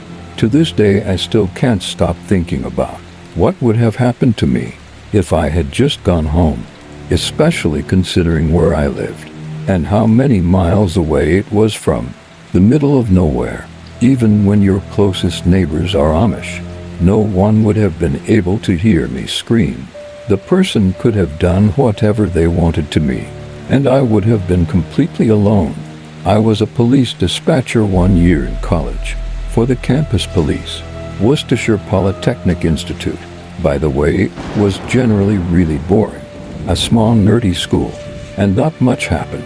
There was a sheet with codes on it. The codes represented certain kinds of calls, though I didn't remember the code numbers, nor what they represented. It might have been like code 3 is a fight, code 19 officer down, whatever. I took it upon myself to memorize the list. After a while I had it down. Then I never needed to look at it again. One night, as I always worked third shift, an officer radioed in, "Code 42 Main and Elm 33 Brock Road." Code 42. I don't remember that one. Plenty of codes, half of them were benign. They included common things, like filling up your gas tank or noisy complaint. It wasn't always something horrible, so I wasn't too concerned. I casually looked at the sheet. How am I supposed to know what to do without it? You know, but I couldn't find it. Sometimes if it's a bigger deal, and the other officers know they need help, they don't wait for me to dispatch them. Another officer will just say, "I'm coming," that sort of thing. So when someone did that, I became alarmed. Then another officer did it. Then another one. I was flipping out at this point. I had no idea what the problem was, and I couldn't do anything. So I was gonna call 911 and say, "Send an ambulance. Something happened, and why you're right. Send a fire truck just in case someone was gonna die." I knew it, and it was all gonna be my fault for not knowing the code, not finding the sheet, and not having the guts to ask what it was. And then I found it scanned down at the bottom. 42 was the biggest number I'd ever heard. Dunkin' Donuts run. Those cops scared the life out of me. I tried to contact a paranormal entity, and some not so fun things happened. So this is the time. My friends and I decided to be extra dumb. And I say this because I want all of those listening to understand that I, as well as my friends, now fully understand how stupid we were being. The important backstory for this location: Proctor Valley. Proctor Valley is in San Diego County and connects the towns of Otay and Jamil. It is protected and is a wildlife area, so there are no houses, no buildings, no businesses. It's situated behind a prominent mountain with hilly ridges boxing in the valley. It is said that this valley is a center for the unexplained. Stories ranging from lights in the sky, ghost cars, ladies in white, random screams, the usual stories that surround almost every isolated dirt road. A place is surrounded with rumors. It is, however, in actuality a dangerous place. Being situated near the U.S.-Mexico border, it is a pathway frequented for drug smuggling, and being an isolated dirt road on the outskirts of a major city, things tend to go down there. You have your usual terrible stuff like carjacking, people having their lives ended, as well as lots of bad other things. But a murder in particular stands out: the apparent poisoning of a teenage girl in a blue floral dress that was never identified, found barefoot on the side of the road. Now time to share my experience. I had driven down the road late at night, several times with friends for fun. The place has very few trees, let alone any large ones, but about midway down the road, there is a very large tree, hanging halfway over the road. This tree has always given me a bad feeling, so I never felt comfortable stopping there to explore. However, this night I was determined, so once and for all I had to know if this place had something weird going on. I wanted my own experience, and I wanted it badly. I had dug up my family's old Ouija board and studied for weeks on the proper use of it and how to get the results. You want the whole shebang. We purchased the correct candles and found the most pure salt we could find, and we drove out to the road. This ended up being a bit of an event, as about 10 people showed up. 4 of us used the Ouija board to film, and 4 sat in lawn chairs. Once we all got ready, we began. I, being dumb and unoriginal, thought we should go straight to Demon Land and try to anger a demon and contact it, which demon Azuzu. Again, I was dumb and unoriginal. Well, after we initially started, we heard what sounded like orchestral music being played being on a road. We figured it was another car driving down in the distance, but would wait for it to pass and continue, because it would be a bit awkward if someone drove by and a bunch of people were summoning a demon.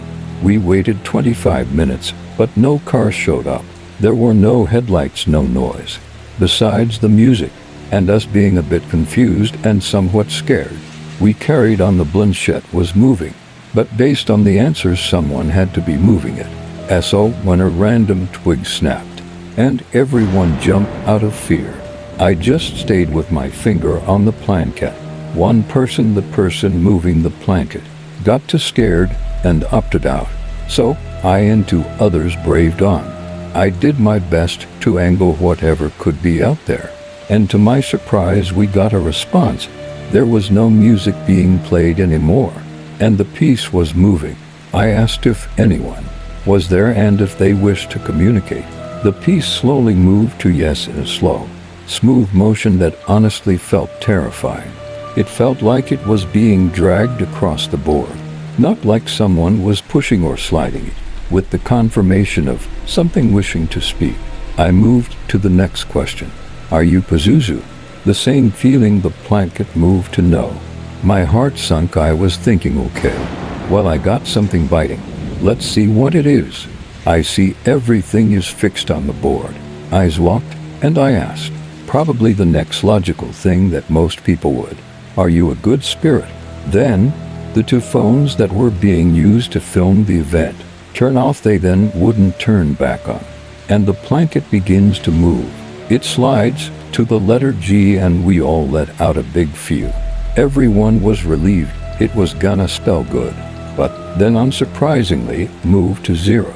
More confirmation, but then it stopped. Nothing. No movement at all for over 5 minutes. He was telling us to leave. I asked, do you want us to go? And as I finished the question, my friend drops to her knees. She was screaming and crying. I moved the planchette to goodbye, and I say it and rush to her and ask her what happened.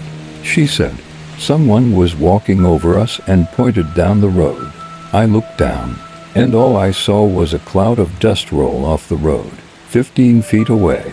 This was the most honest person I'd ever known, and decided right then that we were leaving. She described the person walking towards us as having dark hair, long limbs, but no distinguished facial features. They walked like a video game character, glitching. Where they stride definitely didn't match pace at all, and their feet didn't seem to touch the ground. When she looked at it, she said she felt every emotion she'd ever felt come over her. She equated it to the feeling of your family dying while you win the lottery on your wedding day. This was almost 2 years ago, and my friend still refuses to go out at night. I tried a year ago, and she cried in the car the whole time, saying she's getting closer, and yes, she's been attending therapy for this. I don't know what she saw that night, but I personally don't want to find out. I have not returned to the road since. I stored away the board but it went missing 6 days later to the day, along with the candles and books. I work in a rural mental health center in my hometown. This happened about a year after I started working there. I was also going to college full-time and only going to work part-time. I worked at the front desk at the time, and there was one particular client who took a liking to me. This guy had done a lot of meth in his day and basically fried his brain. He had drug-induced schizophrenia and is also really into conspiracy theories. At some point we spoke while he was checking in, and he found out my mom's last name through that conversation. We have a different last name due to my parents' divorce, but for the life of me I can't ever remember giving that personal information to a client. But it could have just been that he knew who my family was, since this was a rather small town, and basically everyone knows everyone. Not to mention, my family owns a pretty large business in our town, but he remembers me telling him. So really, who knows? About a month or two after, he started calling 2 or 3 times a day for me. Keep in mind, I'm not a clinician. I don't have anyone client to talk to, so it's weird for a client to ask for me. But he would only call when I was in class or on PTO days. One day his clinician pulled me aside and told me he was concerned for my safety because of this client. The client had come in for an appointment and told his therapist that he had a premonition about me. Something bad was gonna happen to me, and he was going to be the one who saved me. Apparently one night, while they were watching his regular unsolved crime shows, he ran across a story about Leah Rochelle Pebble, who just so happens to have gone missing and shares my last name, and her middle name is similar to my first. On top of that, my coworker named AJ, and Leah had a pimp named AJ. He had gotten into his head that I was Leah, and that I had been taken by my family and my coworkers, and brainwashed into thinking who I now was, and as a result, lost all the memories from my previous life. He was determined to save me and return me to my correct family. After that, I started noticing his car around pretty much wherever I went. He stalked my Facebook and messaged all the family members I had listed and my top friends. Luckily, I had told these people about this guy and not to engage with him. When he didn't get a reply, he wouldn't push it, except with my mom, who also worked in the facility. I worked just in it. He would message her daily asking about me, asking why she took me and if she felt bad. I had to be walked in and out of work for about 6 months after, and I couldn't go anywhere in public alone. I think he dropped it eventually. I'm still not allowed to be up front when he's coming in, and occasionally still see his car drive by my house every once in a while, which is even creepier because I've moved twice since then. I am a janitor, and this happened about 5 years ago. I've been working at this place for a while now, and I've seen some creepy and weird stuff, and I'm almost always alone because I lock up the building. When this happened, it was about 5 o'clock at night. Everyone was leaving. I was going to change the outside garbage in front of the building. As I was walking out, there was this girl sitting in one of the chairs in the lobby, waiting for her ride. I nodded to her and smiled and walked out and started changing the bag. Now the trash can is directly outside the doors, so I would have seen anyone walking out, and there are windows everywhere, so I would have seen people get up and leave the room as well. It only takes me 20 seconds to change the bag. I walk inside with the trash bag full, and I look at the chair, and someone completely different is sitting there. It was also a girl. She notices me staring and lost for words. She gives me a weird look. Was there anyone sitting there when you came in? She gives me a weird look. No. How long you been there? I was directly behind you. When you walked out, you didn't see someone else there? Another girl maybe. Her face goes white and concerned with a mix of fear. No, I didn't. I was lost for words and walked back in. That girl was nowhere to be found. and I haven't seen her since. Keep in mind I've seen a lot of stuff and heard weird things in this building. I've even heard my own name through a podcast, and the lights flickered. Shortly after the birth of my first son, I had a strange experience. While I was laying in bed with my newborn, I experienced that unmistakable feeling of a cat walking across the top of my pillow. I thought maybe one of my own had snuck into the bedroom, and so I sat up to swat it away. But nothing was there. My door was closed. No cat was in the room at another time. I also fell asleep laying with my son. I felt a cat jump onto the foot of my bed and walk up to about my knee and stop. I sat up, but nothing was there again. It really freaked me out. It happened maybe 3 or 4 times, and then suddenly stopped when our son was baptized. It made me really stop to think, could this not have been a ghost cat after all, but perhaps something more sinister? This story takes place in the summer, after I graduated high school, and I was working at a local gas station. There's more to this story than just being trapped by a customer, but it all builds up to it. This guy and his girlfriend used to frequent the store, but one day he came in by himself. He never gave me bad vibes before, and his girlfriend was super friendly. On that day I was dressed up, since I was going on a date directly after work, and he jokingly asked if I had a big gate that night. Seeing as he had a girlfriend, I didn't think much of it and said I did, and it was with a foreign exchange student I'd been seeing. The foreign exchange student was leaving in 2 weeks, so we were trying to cram in as much time as we could. Well, me and my girlfriend broke up, so when that foreigner leaves, you should give me a shot. I was kind of shook because of how forward it was, especially since I just said I was seeing someone. I politely told him again I was already seeing someone, but thanked him. Little did I know, this was going to make work hell. For the next few months he knew which car was mine, because all of my co-workers said he only came in if I was working. They never saw him otherwise. Every time he came in he would ask me out, try to flirt with me, and generally harass me about how I looked. We made pizzas as well, and he would sometimes order a pizza and a bunch of other food, and just stand there and talk to me while I made it.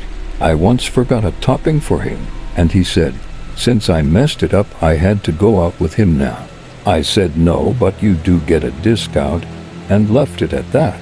On the 4th of July he offered to buy me alcohol if I went to a party at his place, but I declined. I was 18 at the time, so I wasn't old enough to drink. He literally wanted me to pick out alcohol I wanted at the store I worked at while I was on the clock. Once a man came in and asked, "Are you Fleur?" When I said I was, he said, "My nephew won't stop talking about you. He's definitely got a thing for you." This really got to me, because why the hell was his family talking about me? I'd never seen him outside this store, let alone spoken to him. I unfortunately had to work on my birthday, and I didn't want to deal with people, so I took the stock job instead of register. My manager and my one idiot coworker said, "Happy birthday," and I headed to the cooler. While I was stocking the pot, I heard the cooler door open, turned around expecting to see my manager or coworker, and this creepy guy was standing there. I was completely shocked, since the door says employees only and all that. I somehow stammered out why he thought it was okay to come back here, and he said he wanted to tell me happy birthday, and that he had something for me. Now I'm absolutely terrified, wondering how he knew it was my birthday, and what the hell he had for me. He suddenly grabbed my wrist and dropped something into my hand. Before I could even see what it was, he was gone. I looked down, and it was a small baggie of pot. I could only think, what the hell? I quickly went to grab my manager. The owner hates drugs, and I didn't want to get in trouble, so I thought it was just best to tell him. I was shaking and crying, both because I was still scared, thinking about what could have happened if the guy wanted to do something else, and that I was gonna get fired for having illegal drugs in the store. The owner was furious, but he assured me he wasn't mad at me. He told me the guy was banned, and he told me I got to handle it however I wanted. If the guy came in, I would call the owner so he could do it himself, or I could tell the guy. I decided I wanted to tell him myself. Not sure why, maybe I just wanted to let all out the frustration of the situation. The next time he came in, I told him off. I told him that creeping on me for months was inappropriate, especially since I was at work and couldn't be rude about it to him. I told him that nothing was ever gonna happen and that he was a creep, and he made me very uncomfortable. Finally, I told him he was a nutcase for coming into my store, seeking me out in an employees-only section, basically trapping me somewhere where I couldn't run, and giving me illegal drugs that could cost me my job and get me in legal trouble. Told him to get out and never come back. I know this last part sounds very fake, but it really did happen, and it felt really good to be able to get all of that out while I was at work. Not many girls get the opportunity to tell off their creeps, especially while at work, and now I was basically given permission to. I hope we don't meet again. I have taken a number of frightening, stressful, and disturbing calls as a 911 operator. These include I watched my roommate and his life, and he's still breathing. The roommate lived long enough to be transported, but died shortly after. My husband has PTSD and he has a firearm. In that one, I managed to get the wife and child out of the house safely, but the husband didn't make it, or the non-English speaker with a choking baby. There are delays in getting interpreters conferencing, perhaps the sound of a gunshot in the background, but the list goes on. But the majority of the calls we process are routine, even the emergencies. We have the cavalry at our fingertips, and the capacity in most cases to get the right help to the right location in the right amount of time. This means that heart attack dads or car accident moms or fighty drinking neighbors usually aren't even a blimp on the emotional radar. I don't say this to minimize the level of crisis for those involved, but it helps explain how we can be saturated without becoming, well, saturated in reality. Many of the calls that we have had haunted me and have been the unexpected or heartbreaking details in otherwise routine calls. The world-weary 8-year-old, same age as my youngest, calling in a disturbance between mom and dad, telling me mom's a crackhead. The guy at his Christmas tree lot who had just been robbed at gunpoint, telling me the bad guy just kept apologizing the whole time. He did it. The elderly woman who, on a routine medical call, told me she wishes people who can still walk would get outside more, and that she would give up anything just so that she could walk again. There are the calls I take home with me, as much as many high crisis type of calls someday. It's the best and worst of humanity. The rest of the time it's just turtles all the way down. When I was in my senior year of high school, one of my friends had a Ouija board that we would play with often. One night, we decided to play the Ouija board at the cemetery because we wanted to see what would happen. We believed in the paranormal to some extent, but we were also skeptical. We just wanted to have a good time and hopefully get spooked. We specifically liked this cemetery because it was the easiest to sneak into. Its fence was a very low, short wall that you could hop over. There were recently dug places for new burials that were gonna happen. We played a few times and spoke to some ghosts. Nothing really scary or weird. We asked them if they were alone when they died, what their names were, etc. While playing, we started sensing this really awful smell, like rotten eggs and dead animal. We looked around and assumed it was coming from the holes that were freshly dug. We eventually left it because we got bored and the smell was gross. When we got in the car, we took off our shoes and started to sanitize our hands. That smell suddenly appeared out of nowhere. It was very strong. It smelled like death, We kept putting hand sanitizer on our hands, and when we would sniff them, it still smelled like it. After realizing the smell would not leave our hands, we all of a sudden got a chill and began screaming. We were all screaming inside my friend's car, like girls from a horror movie. We finally calmed down, and my friend turned on the engine, and we bolted. We eventually started laughing, because the whole ordeal was pretty funny, and we got what we wanted, but we'll never forget the smell, and how it wouldn't leave us be. My dad died in 2016. I was able to spend a lot of time with him before he went in. My brother and I set him up in an amazing care facility in Australia, where he was for a few months before he went. The place had a small cafe with a barista, and I would frequently go and grab us a coffee. Dad couldn't walk anymore, and I was having a hard time getting into a wheelchair to take him out of the room and outside. He also wasn't eating much, or interested in much of anything. This was all pretty normal for someone who's dying. I knew he was, and I knew he'd go pretty soon, but nobody else seemed to think so for some reason. Anywho, I asked Dad if he'd like a latte, and for the first time in a few days, he said yes. I was excited he was interested. So I headed over to the cafe, got us both a coffee, and headed right back. I walked into the room and said, "I've got your coffee, Dad." I noticed Dad was staring into the far corner of the room. He looked from the corner of the room to me, and when I walked in, then after I spoke, he looked back to the corner and back at me and said, "What about Mum? My mum died in 2008 now.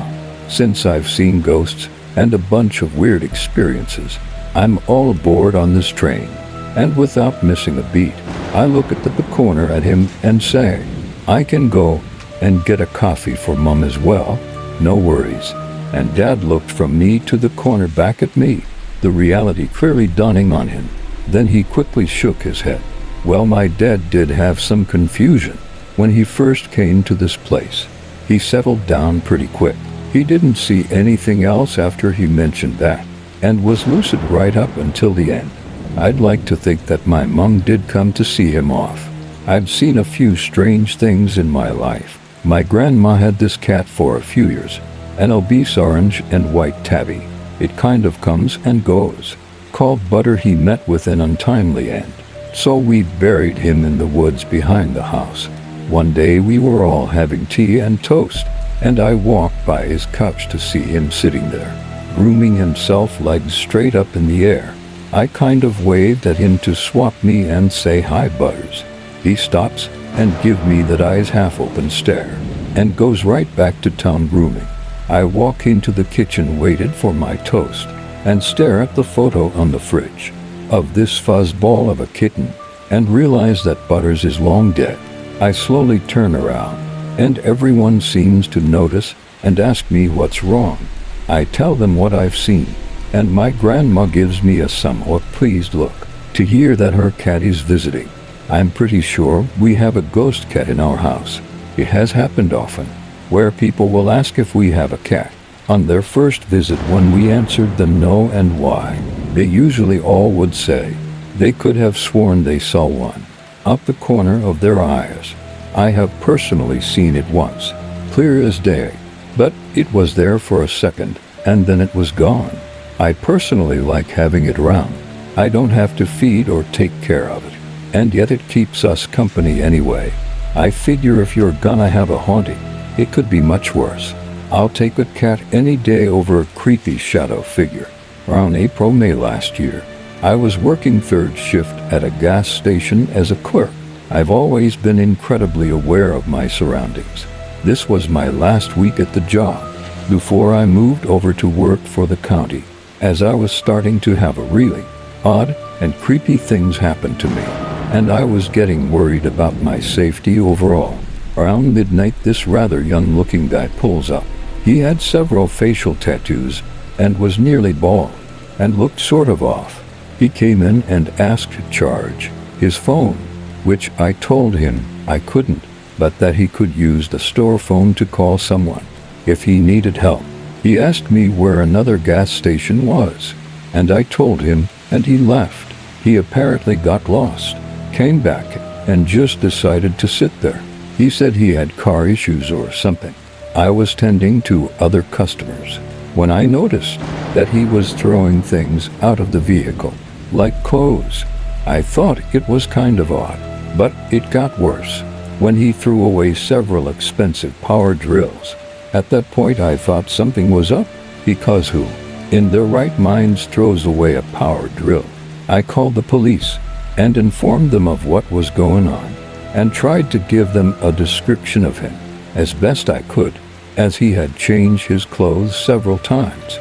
In maybe the 2 hours I'd seen him there, 30 minutes rolled by, which is understandable, as my last place of employment was at the very cusp of the county, and two officers pull up. He immediately goes over to one of the officers and starts asking for some help, which makes the officer give him a weird kind of look, because he was right in the officer's car door. The officer asks him for ID. He goes and grabs it out of the vehicle, but later the officer told me he saw the man watching the two men through the glass window of the vehicle. Not even a moment later, he takes off, running behind the vehicle into an incredibly wooded area. They both take off after him, but come back, and they had no luck. They didn't find him. They proceeded to investigate the vehicle and take the items out the trash he'd thrown away. Eventually, another officer comes out as well, and a tow truck, and they all try and get into the vehicle, as there's a small piece of paper covering the VIN, and there's no tag on the vehicle. After they get in, and they give the VIN back to dispatch, it comes back as stolen. At this point, I had my father sitting up with me at the store, because I was frightened in case the man came back and tried to hurt me for calling the cops on him. It was about 4 o'clock a.m., and my boss was coming in to count the safe. Well, at that point, the cops left and the tow truck, but I had my dad stay in the parking lot until I got off, because my manager was in the locked office, and I didn't want to be alone. Now, this gas station was right off the interstate, and the other gas station the man was trying to get to was also off the interstate, about 3 miles west. When he ran east, I found out that day at some point during the night, he had walked along the interstate, gotten to the other gas station, and he stole someone else's vehicle at the other gas station. That gave me chills. As far as I know from talking to the original officer that he walked over to when they first got on scene, he was caught about a week later in a high-speed chase. But for my sake, creepy face tattoo guy, let's not meet again. I was a Coast Guard Marine radio operator. The worst call I took was from a boater that witnessed a float plane crash into the ocean near a community not far away. The plane was owned by a company that one of my close friends is a pilot for. He slammed into the water at a 45-degree angle. At full power, it was severely damaged on impact and ended up upside down and sank very quickly. It was clear after a few minutes there were no survivors. After the initial call from the boater that saw the plane go down and was heading over to help, I was inundated with calls from other vessels and mariners, and was very busy for the next 30 minutes, and it was another hour after that before I was relieved from my position and could call my friend to find out if he was still alive. That was the longest hour and a half of my life. Other calls I've taken include gunshot victim at a dock, trying to call very quietly so not to alert his assailant, a woman screaming and panicking after her husband collapsed on their sailboat Mayday wreck Point Pleasant and sinking, and then nothing, and a man in a panic reporting there was a drunken fight in a remote coastal community and someone was struck in the head with a hatchet, which is now stuck in his head. Outside my town there is an old, abandoned orphanage and a memorial for all the children that were abused and passed away, and 5 of us decided it would be a great idea to go out there and explore it. We scoped the place out during the day to find ways to get in and came back at night at around 11 to 11:30 p.m. We parked a few hundred meters down the road from it, out of sight just in case of police, and we began walking. We got close to the gate before one of my friends, who was the biggest skeptic adrenaline junkie alive, stops dead in his tracks, turns around and starts sprinting, telling us that he saw someone in front of him. We all start running back towards the car. The entire time there's rustling from the bushes, like someone was following us. We get in the car, and I turn around and see three figures, clear as day, standing behind the car watching us drive off. Two girls and a boy between the ages of 13 and 16. So we decide to forget that and go to the witch's grave. In hindsight, an awful idea, but we were excited to go out and explore. I'm very into pendulum, and actually had mine with me, and on the way up was communicating with a spirit that decided to follow us from the orphanage. Her name was Faith, and she was absolutely lovely. Around this time I started getting a massive headache, and my eyes were watering, but caught nothing of it. I started getting really tired and dissociated, and fell asleep, or at least I thought I fell asleep. I woke up, and it seemed like only 5 minutes had passed. We were just reaching the town with the grave, and one of the guys sitting beside me, Jay, was saying how I was staring out the window the entire time, going into a burst of laughter, and I sounded different and my laugh was different. We pull up to the witch's grave. Jay swears that we saw someone walk past it. We made a Ouija board and wanted to communicate with spirits. I didn't want to get out the car, and neither did Jay. So we sat in the car listening to music, while the rest of us sat in front of the grave, messing with the board. Music started doing all funky and weird stuff. The radio was acting up, and prior everything was working perfectly. About 15 minutes pass, and Jay decides to get up to see how they're doing. He comes back in, followed by everyone else seeming a little freaked out, and I asked what was wrong, and my other friend says that Jack was staring behind him. When he goes, "He's right behind you." He turned around and went back to the car. Jack had no memory of this, but the rest of the guys backed him up. The music stopped working, and we started driving back down the mountain. It got incredibly cold even with the heater on, so I started getting a massive headache behind my head and back of my ears, which is apparently a sign of spiritual attachment. Charlie is driving, Darn is in the passenger seat, and Michael was right with Jay in the middle, and I was on the left seat. Jay started tearing up a little bit and went silent. Before he started laughing, he turned to me very slowly, with the biggest grin on his face, and just stared. I asked him what he was doing, and he never replied. A few minutes later, he was himself again. Charlie, a few minutes later, started spacing out really bad. We were using the pendulum, consulting and asking if there were any possible harm coming out this way, in which it violently answered yes, and we all yelled for Charlie to pull over. He was refusing, but eventually he did, and they swapped seats. I blacked out from here. I only remember what the guys filled me in on, and what happened. So, apparently Charlie joked and said they should use the Ouija board and see what it wants. Upon that, my other friend replied, in the most polite and formal tone, that they should keep in mind that it's also the only thing he said the entire time, and I agreed with him, despite being very against wanting to use the board before. Apparently the three of them all decided it would be the best option to get some sage and burn it away, whatever it was that was attached. I'm the only person who owns sage, and upon hearing the mention of it, they said I burst out crying, apologizing and begging for them to not get it, saying that I didn't want to leave. Jay was freaking out, so him and Darren swapped seats. Darren's family is a line of white witches, so apparently he tried his best to bless both Charlie and myself, in which my responses to that were violently pushing him off me, thrashing about repeatedly and saying no, and very coldly and calmly saying, I don't like that Aaron is like one of my best friends, and I hold no ill will against him. So, they do the sage, I let them in, and flat out refused to touch the sage, and stood very far away from it. I got in the car and headed towards the riverbank. It was pliant but very slow to follow.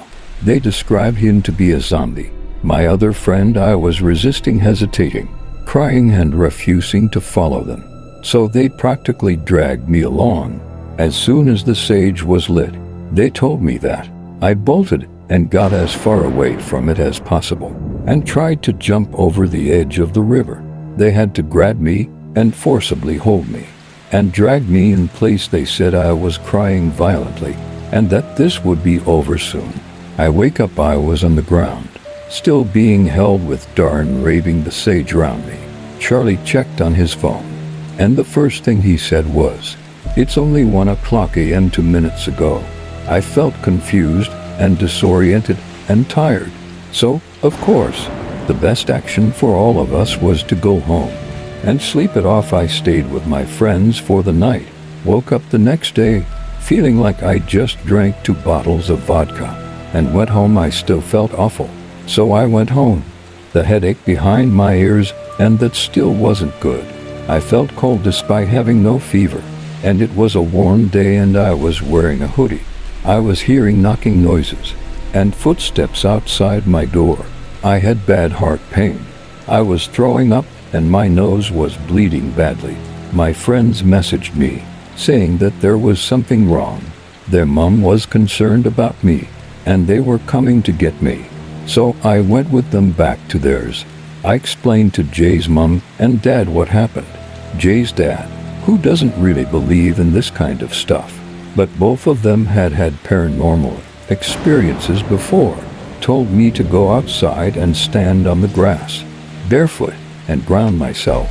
That kind of worked. My other friend also turned around to stare at the gate, because we both heard and saw something. And Jay's mom later confirmed that she saw it too. Ever since then, I see and hear things 100 times more than I used to. And I always carry obsidian with me. I'd like to preface this by saying that not all mental health professionals are terrible people. Good doctors and good medication saved my life. I didn't grow up in the US, so if you see something in this story that makes you go, "That's not how this works," keep in mind that in other countries, there might be different laws. I was a troubled kid. I'm kind of a troubled person in general, but when I was in my early teens, specifically in this story 14, I was cutting suicidal and refusing to go to school. So I was put on a waiting list for a children's mental hospital. I know now for a fact that I was on the waiting list for close to half a year, and that should have been the first warning sign. At that time I enjoyed being on sick leave from school, which basically meant I got to play The Sims until 6 in the morning for 5 months straight. But when I had to pack my stuff and actually go to the hospital, I of course didn't really want to go. I didn't want to get help. Don't get me wrong, but the idea of being away from home for 6 weeks, which is the standard time they take to analyze you and watch you and give you a diagnosis, after which you can choose to pursue treatment, scares me. I arrived at the hospital in tears, my mom carrying my suitcase for me. The nurses noticed that obviously I didn't want to stay. "Are you here of your own free will?" the doctor asked me. I shook my head. They just shrugged it off, saying that they could get a judicial decision, forcing me to stay here. I never got to talk to a judge. I never got to defend or explain myself. And as far as I knew, my parents didn't talk to a judge either. A judge glossed over my medical history and then signed a piece of paper that forced me to stay in the hellhole for the whole 6 weeks. The contents of my suitcase was searched, and I remember feeling like I had just arrived in prison. The first terrifying thing happened on my first night as a cutter. My arms were in horrific shape. When my wounds healed, they itched. I scratched open some of my old scabs, and when I went to the nurse to ask for a bandage, everyone went nuts. In their eyes I had purposely self-harmed, which they couldn't prove. But okay, so what do you do when a 14-year-old mental patient harms herself? Talk to her, try to help? Now you take away all her jewelry, a necklace from my mom, a bracelet from my ex-girlfriend, who at the time I still had very strong feelings for, and sent her off out of her room for 24 hours. The timeout room was a small room with a big window that could just barely fit a bed. If I had to use the bathroom, I had to ask a nurse to accompany me. And no joke, at one point, I was in the bathroom with a nurse, standing guard in front of the door. She asked if I was doing okay, and I sarcastically responded with no. I'm cutting myself with toilet paper. She goes, really? And rips open the door. All of my clothes, including my underwear and my PJs, were taken from my room and kept in the front office for the time I stayed in the timeout room. So whenever I needed clothes, I had to go up to the front office and ask for them. But apart from having to ask for clothes and bathroom trips, I was left completely alone in that room, and no one ever came to check on me. Getting out of the timeout room wasn't a lot better. For the first 2 weeks, I had horrible stomach problems. I would get up multiple times a night to use the bathroom, which either way you didn't have one in your rooms. You had to walk down the hall to the bathrooms. Because my stomach kept me up all night, I would often not get enough sleep and would end up sleeping through the day, which led me to not taking part in the group activities. And instead of, I don't know, waking me up, I was scolded. And I quote, if I was up all night roaming the halls, I'd be tired too. What do you want me to do? Just crap in the bed. And because I didn't partake in group activities, I couldn't earn outside time. Yes, I had to earn going outside. Even just sitting on the front steps with a nurse right next to me had to be earned. For the first 6 weeks, I was effectively locked up, except for school and weekends, where I was allowed to go home. It was blatantly obvious that none of the nurses really cared about any of the patients. They weren't even real nurses. They were more like prison guards. One of them straight up looked like a homeless guy. Another sounded like she'd been a 5-pack-a-day smoker her whole life. And I mean, all of them were chain smokers. Every free second they'd use for smoke breaks right outside the door too, with the doors open so that all the other kids who were currently going through nicotine withdrawals could smell the cigarette smoke. I saw a real nurse once a week. She mainly checked for self-harm. One time I self-harmed at home over the weekend. I told her my pet bunny did it, and she believed me. Within 6 weeks of staying at the mental hospital, I saw a psychiatrist a whopping 2 times, once for a general introduction and once for an IQ test. Oh, and did I mention that you were allowed to have a razor in the shower, or the huge bird spider that sat in the corner of one of the showers for the entire time I stayed there, or the cobwebs and silverfish that were everywhere? Anyone who's ever struggled with mental illness probably knows that sentences like, just pull yourself together or get over it, are the least helpful things one could say to a mentally ill person. I'd never heard it that much in my entire life. There was one instance where another patient, who was deadly afraid of spiders, came running out of her room in a borderline panic attack because she had woken up to a spider directly in front of her face. Know what they told her? Don't be such a baby. It's just a spider. They gave her a broom for her to get rid of the spider herself, which obviously she couldn't do. My roommate and I ended up helping her. Both of us were scared of spiders as well, mind you, but possibly the most outrageous thing that happened. On my second to last day, someone had told the guards that I had smuggled a razor blade, so they pulled me out of breakfast and searched my body from top to bottom, stripping me naked, with the door to the nurse's room wide open. When they didn't find a razor blade on me, they tore my room apart. I didn't find one in there either, but found one laying in the floor of the hallway. It was still in a wrapper. I wasn't the only patient who cut herself. As a matter of fact, I don't think there was a single female patient who didn't. That blade could have belonged to anyone. They had no proof that it was mine, but of course, it was determined that it was mine. And despite me not having any new cuts on my arms, I was thrown into the timeout for another 24 hours. Literally my last 24 hours. And they paid so little attention to the timeout room that a fellow inmate was able to slip a letter with a razor blade inside, under the door, so I could take out my frustration on myself. In case any of you were wondering where my parents were in all of this, my mother wanted to get me out of that place as soon as she heard about the timeout room, but since my parents had joint custody, she needed my father to agree to it. My father deserves a let's not meet story on himself, but to make it short, he hadn't spoken to me in over 4 years, but was somehow convinced that I needed help and refused to get me out of there. My final diagnosis from that place, narcissistic neurosis. I was 14, and to this day I have no idea how they came up with any kind of diagnosis, considering I had seen an actual doctor a total of 2 times additionally. This result was delivered to us, my parents and I, by the head doctor of the hospital, who I'd never seen in my life. During a conclusive meeting on my last day, I was offered to stay and start behavioral therapy, but I guess it goes without saying that I politely declined that offer.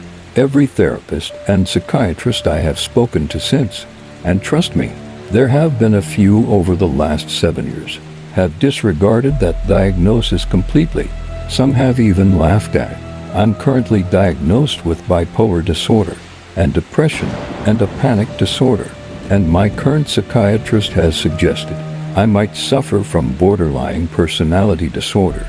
I guess the moral of the story is to always do research on the hospital you plan on getting yourself admitted to. I sure as hell hope I never have to see any of the guards, nurses, or doctors ever again. When I was about 4 years old, my house caught on fire. My bedroom was on the 2nd story, and the fire was on my side of the house, so my room filled up with smoke. I remember someone waking me up that night, thinking it was my mom. It was a sweet woman's voice, and told me to go sleep in my sister's room. I was never allowed in her room. I was the annoying younger sister. Then, my mom woke up later that night to the smell of smoke and went to find us. She said my room was so filled, she couldn't even see her own hands. In a panic, she went to wake up my sister to help find me, and she found me asleep on my sister's bedroom floor. If I had not woken up, I would have suffocated in my sleep. I had burn marks on my floorboards until 8th grade, when we moved out. When I was 5, I had my first paranormal experience. I lived in a small town in Washington called Colfax. I lived in a big house that overlooked the town. The house had 2 stories, and my room was on the 2nd floor. My parents stayed in a room on the bottom floor, so I was upstairs by myself all the time. At night I would be awoken by my door being opened. This black figure would come in and stand next to my bed. The first times I saw it, I thought it was my mom, so I said, "Hi, Mom," but there was no response, so I just rolled over and fell back asleep. I asked my mom why she would come into my bedroom at night, and she got a confused look on her face and said that she never did that. So I got curious. That night, I decided to see who was standing next to my bed. That night when the figure came in, I looked at it in the eyes and realized that I couldn't look into its eye. It had none or face for that matter. It literally had no face. It was just this black void that seemed like it was endless. I laid there frozen in fear and just stared back. After a while, I gathered myself again and continued to just lay there because I wasn't doing anything. I wasn't afraid of it because I figured if it wanted to harm me, it would have already done so. So after a while I fell back asleep, and when I awoke a little while later, it was gone. I told my mom all about it, and she told me that I was just dreaming, and that I had an active imagination. I learned not too long ago that she would actually come up to the hall outside my room and stand there for a while, but she never saw anything. She also abandoned the effort after a bit. I wasn't the only one to see this figure though. My friends came over for a sleepover one night. We were all up until about midnight, mainly because my mom told us it was unhealthy for us to be up late, and we were up for another hour, talking before we all fell asleep. I had mentioned the ghost that came into my room at night, but never talked a bunch about it. We were awoken by my friend Sophia's screaming. We all got up and asked her what was wrong. She said there was a ghost in the room. My friends told her that she was just trying to scare them, 'cause I had said something about a ghost that came into the room. My mom came up a few minutes later, and my friends told her that Sophia had a nightmare. The next day at school, I spoke to her and asked her about it. She told me that there was a dark figure standing in the middle of them, since they were sleeping on the floor around my room, in sleeping bags. When she screamed, it quickly disappeared. I told her that it comes into my room every night, and it was friendly and never said anything, and just stood there. Sophia came to sleep over a lot since we were young, and nobody cared that we stayed in the same room. We would sit there, and it would come in. We tried talking to it, but it would never respond. I'm 17 years old now, and I've since moved away from the house, but still at night it comes to my bedroom. It's followed me wherever I've lived, but does not come into my room as often anymore, or at least when I'm not awake. I'm not afraid of it. I know it doesn't want to scare me. I take comfort knowing it's watching over me, and I'm curious if this is something that has happened to others. This happened last year around Christmas time. I was on my way to visit my parents. I'm traveling from Nashville, Tennessee to Kent Island, and it's me and my dog Kona, mix of a pit bull husky and Labrador and bulldog. I'm a tall, fairly well-built man, and it's about a 12-hour drive, and it's up. When we got to around Harrisonburg, I was tired, and Kona needed to go potty. I also needed gas, so I pulled into a gas station around 10 p.m., pulled up to a pump and started getting gas. While the gas was going, I left Connor in the car and went inside to get some food and a much-needed Red Bull. When I walked out the gas station, I noticed a slender, raggedy man standing by my gas pump. As I reach my car, the man tells me that he's homeless and needs extra clothes, given that it's very cold outside. I'm empathetic, however.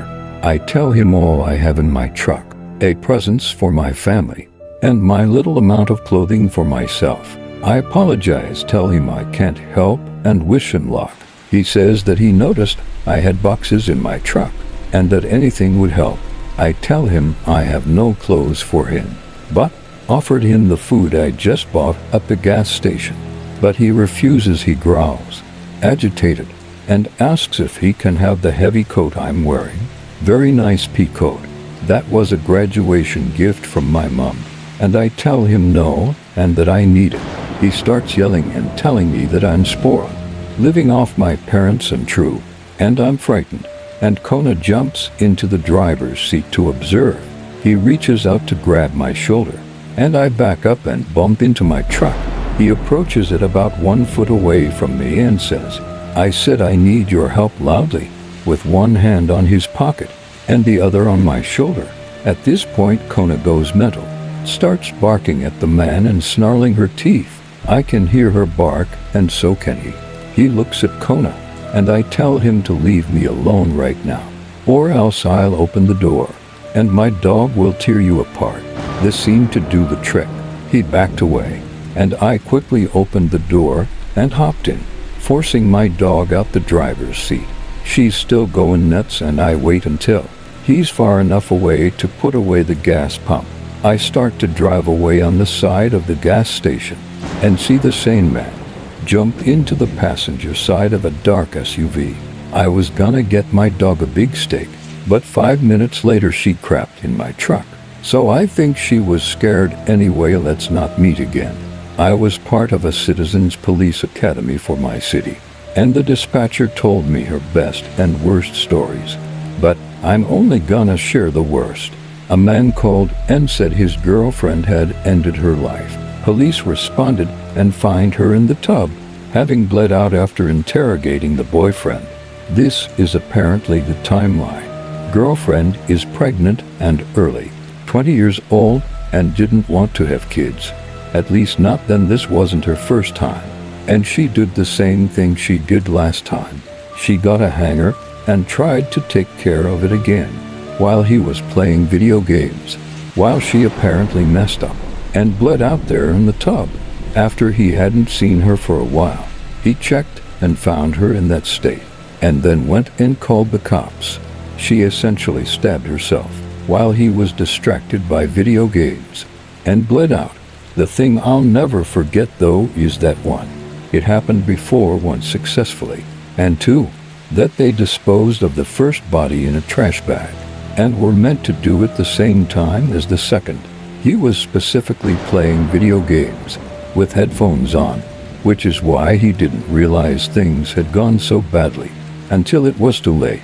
In my life I have neither seen or felt anything I would classify as paranormal, yet I do believe it does exist, except what I decided to call the window episode and some Ouija tests. Here's my story. It must have been during high school. I was home just after being left alone by my father and brother, so I decided to make something to eat for myself when I heard it, some rather strong knocks against my window. I assure you, I was convinced my father or brother were back to get something that they must have forgotten and just warned me of their presence. There had to be someone around the window, but there was nothing, no one. I checked all the windows in the house, but still nothing, so I just froze for a few seconds, not understanding what happened. Was it bugs? Is it impossible for an insect to cause such a loud noise? Multiple times birds, perhaps the wind. In any case, could it have been the neighbors? But then again, they live on the opposite side of where my brain has located the sound, and I have definitely recognized the noise that my windows could produce.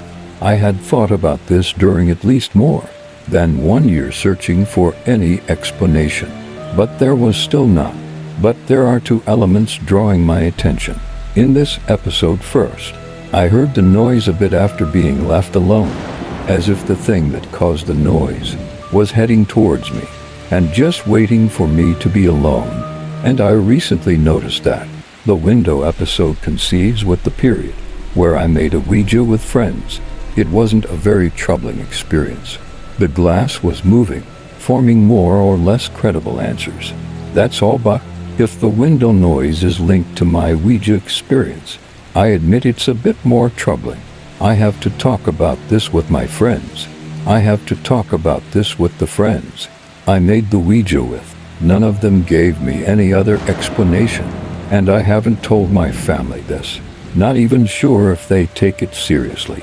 I worked as a food delivery person in a hospital. When I was younger, I mainly worked on the floor. That was like a nursing home for older patients. I took a tray into a room once and asked the woman if I should leave it on her tray or if she was going to get up and go to her table. She told me not to bother because she wouldn't be needing food anymore. I was required to leave it, so I just said okay and left it on the table. I went back about an hour later to pick up trays, and her room was empty. She'd passed away. I'll never forget that. I used to work med-surg. Sometimes when the ICU had room, they'll put some overflow patients down there, and we'll flow down to take care of them. About 3 or 4 months ago, I floated down there. It was great, because I only had to manage 3 patients, and I'm used to having 6 or 7. I hear some commotion and yelling down the hall, so I ran down there to see if the nurses needed help. I get to the room and see the nurse tech backed against the wall crying, and 3 ICU nurses trying to hold this man down. while a fourth gives him Ativan. Apparently he was withdrawing really bad from both alcohol and narcotics. I listened to him and realized what he was freaking out about. He was trying to sit up and scoop back, and he's screaming, "My legs. Let go of my legs, you're burning me, guys. It's trying to pull me off the bed and it's burning me." His legs were in soft restraints, and the nurse by his feet was trying to check to see what was wrong with them, but she wasn't pulling on them at all. But even when she wasn't touching his feet, he was screaming because someone wouldn't let go, and they were burning him apparently, almost like a demon was trying to pull him to hell. He died within about an hour and a half of that. I don't know why, but it scared me so badly that I thought I was gonna puke for the rest of the night. My dad is a doctor. When he was a resident, he attended a woman who was in an ATV, the four-wheeler type. It was a big accident. After a few surgeries, they managed to stabilize her. My dad didn't perform surgeries. He just assisted. A few days later, when he was doing routine check UPS on her, she was awake, and he came in the room. My dad asked her a few questions, and after a few of them she interrupted him, sat down on the bed, and said, "You're a really good doctor. You've done what you can, but it's of no help. I'm gonna die very soon." My dad claimed she looked very pale, and said those words very calmly, and died a few hours after that. I have cared for many elderly residents passing away, but my favorite story was a sweet lady called Vi. She was very weak, and just beginning the process of actively dying. We were trying to pull her nightgown up to make sure she was dry, but she started fighting us, tooth and nail, to keep her gown down, while she stared into space. She'd never given us any lick of trouble in the department, and she had no modesty issues with the staff. We waited a couple of minutes and tried again, but she kept looking at the ceiling and batting us away with her hand. She was stone deaf, so there was no point explaining ourselves. Finally, on our third attempt, Vi motioned with her hand and shouted, "Not in front of the angels." We backed off for a while after that, and she passed away that same night. Years ago, my father worked security at a hospital. The only place he didn't like patrolling was the morgue. There really wasn't a whole lot going on in the morgue, but sometimes the dead people on the table or vault would get up, moan, fart, burp, and other things that dead bodies do. Even though my father knew there was no need to worry, it still startled him. Sometimes a hospital nearby would use the morgue if they had overruns, and also the local police department would use it. So one day my dad's at work. He's talking to a receptionist called Debbie, who is a large, middle-aged older woman and seems to be in okay health. They're just chit-chatting, usual small talk, and she lets him know she's really not feeling good today, and that she hasn't felt good for the past few days. My father mentions to her that maybe she just needs to go home and rest. She's been working hard, and perhaps needs to take it easy for a while. As they're talking, she says no, this is a different kind of feeling, and that she genuinely feels really bad. So my father goes back at the end of his shift to check up on her and says he'll catch her on Monday, because it's Friday and the weekend's coming up. Right as he was leaving the hospital, though, he was overcome with a very uneasy feeling. So Monday comes in and she doesn't show up for work. Tuesday and Wednesday roll around, and she still doesn't come in. So my father asked her co-workers about her, and they hadn't heard from her. So my father guesses she must be taking some time off. The week progresses, and Friday comes around. While making his rounds, he has to inspect the morgue. As he goes in, he does a quick sweep, but his eyes are drawn to a fresh body laying on the slab in the middle. He casually shines his flashlight in the direction. When his stomach drops, he sees the body of his coworker lying there on the slab, dead. When I was a kid, I spent a lot of time at this house. That was the headquarters for a small theater company that I worked for. There were several stories that people had about seeing various ghostly things there. But one of the ones that kept coming up was a ghost cat that a couple of different people claimed to have seen. Now fast forward to 2 years ago. My girlfriend and I were staying at the house for a few weeks while we were working on a show. She had only become involved at the theater recently, so I didn't know any of the old stories. There was an actual cat living there at the time, and we always slept with the door closed because we're both allergic. So one night I wake up to get her out of bed, and she's saying something like, "Come on, Persephone, get out of here," then bent down as if to pick something up, then gasped and a moment later climbed back into bed. The next morning she told me she had a dream where she heard the door open, and she got up to see a cat in the room, and figured Persephone had pushed the door open to come in, so she got up to pick her up and put her out again. But as she reached down to grab the cat, it disappeared. Since that's not what's supposed to happen, she figured it was still a dream. So I said to her, "I think you met the ghost cat actually." And she was like, "What ghost cat?" So I told her the history of it, and she asked me to describe what people had seen. A white short-haired cat as opposed to Persephone, who's a gray and long-haired. At which point she sort of freaked out, because what she had seen had appeared to be white, but she had just assumed it looked that way because of the lighting. I live in the downtown area of a pretty major city.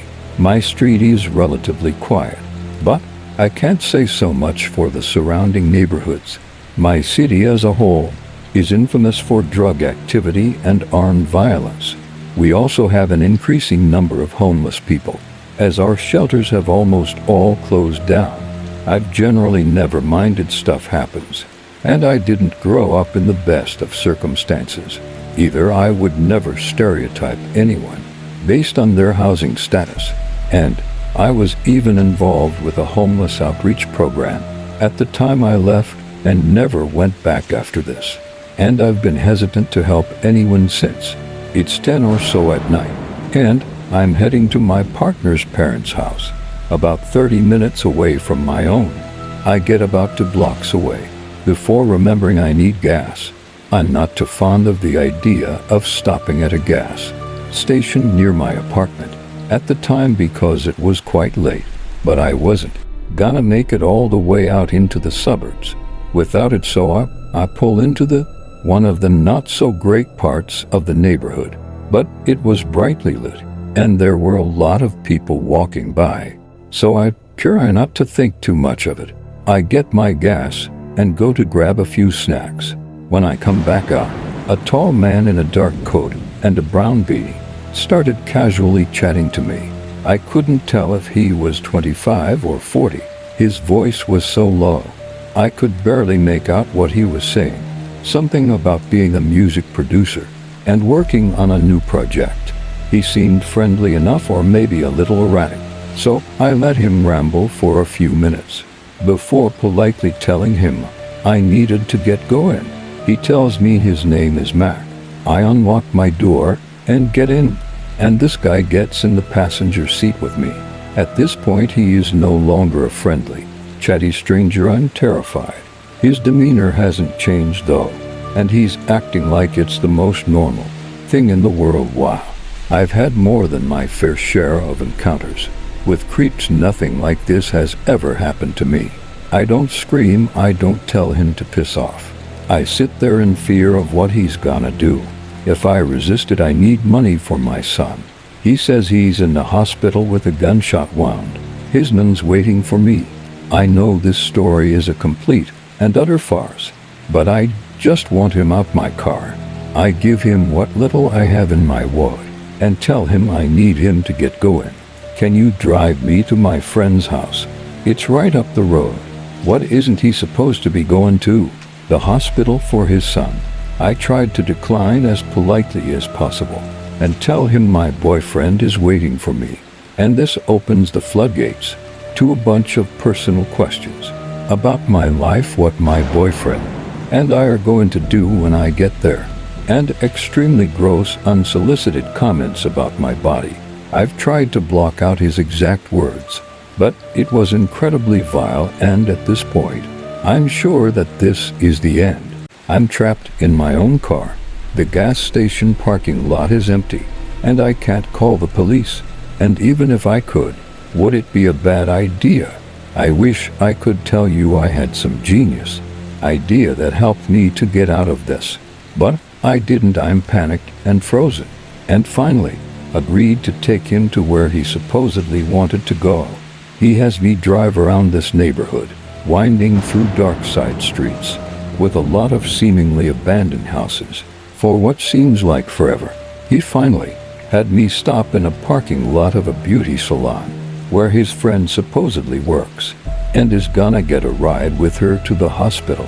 The parking lot is on a very busy street, and brightly lit. If he were gonna end me, he picked a terrible place to do it.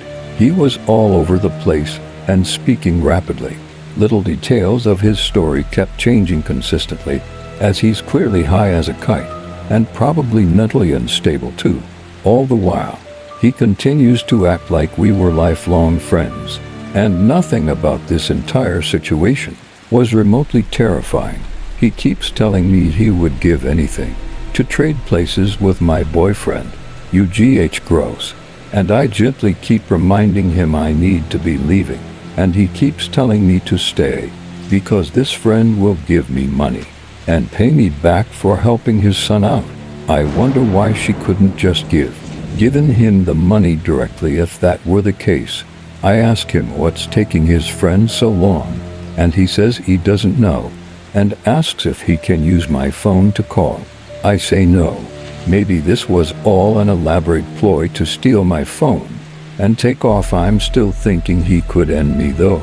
So I reluctantly hand the phone over, although I should have dialed the number for him, and he's taking a long time to dial while I'm looking away. And then all of a sudden he's looking up, and then before I know it, he's looking up the adult section of the internet and has taken out his number there.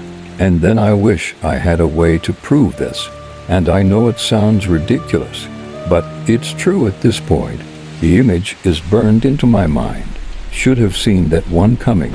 I guess I lose my cool and tell him to get out, and then I'm done. What do you think he does? He starts crying, wailing about how hot I am, and he hates to think about me with another man, and how I turned him on so much.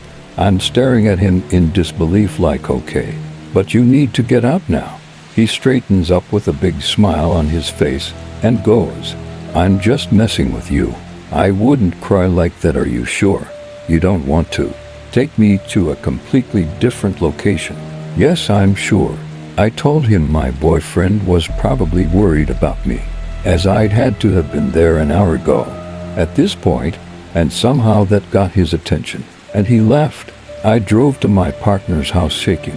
He and I had just started dating at this point, and I didn't want him to think I was stupid or something, so I nonchalantly told him I was dealing with a creep at the gas station, and it took me a little while.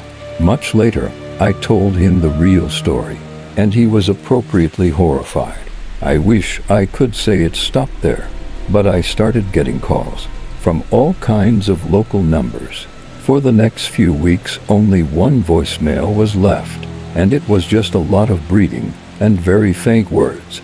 I couldn't make out. I'm creeped out by this, but tried to dismiss it as paranoia. One time I actually answered, hey, it's Mackay. I have your money. I felt like I needed to throw up. I don't need it, leave me alone. I hang up as he starts rambling about how beautiful I am and all this other stuff, how he can't wait to see me again. I block every strange number that's been calling me, and the calls stop. I can't imagine how he got it. My only thoughts was that when he opened my phone to call his friend, he looked at my contacts, where my own number was displayed at the top. You may never wonder why I never called the cops. My city is extremely well known for its police using excessive force, especially in the downtown area.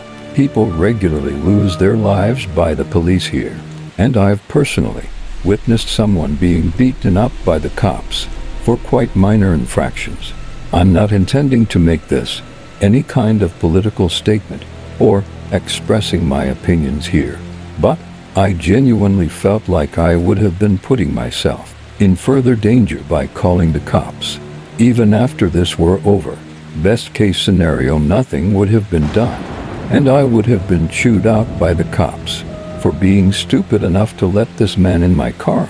Worst case, something terrible happens to the guy, and I have to live with that for the rest of my life. I've regretted that since though, because a friend of mine later had an encounter with him as well, on a complete opposite side of the city, and gave the same story about his son in hospital.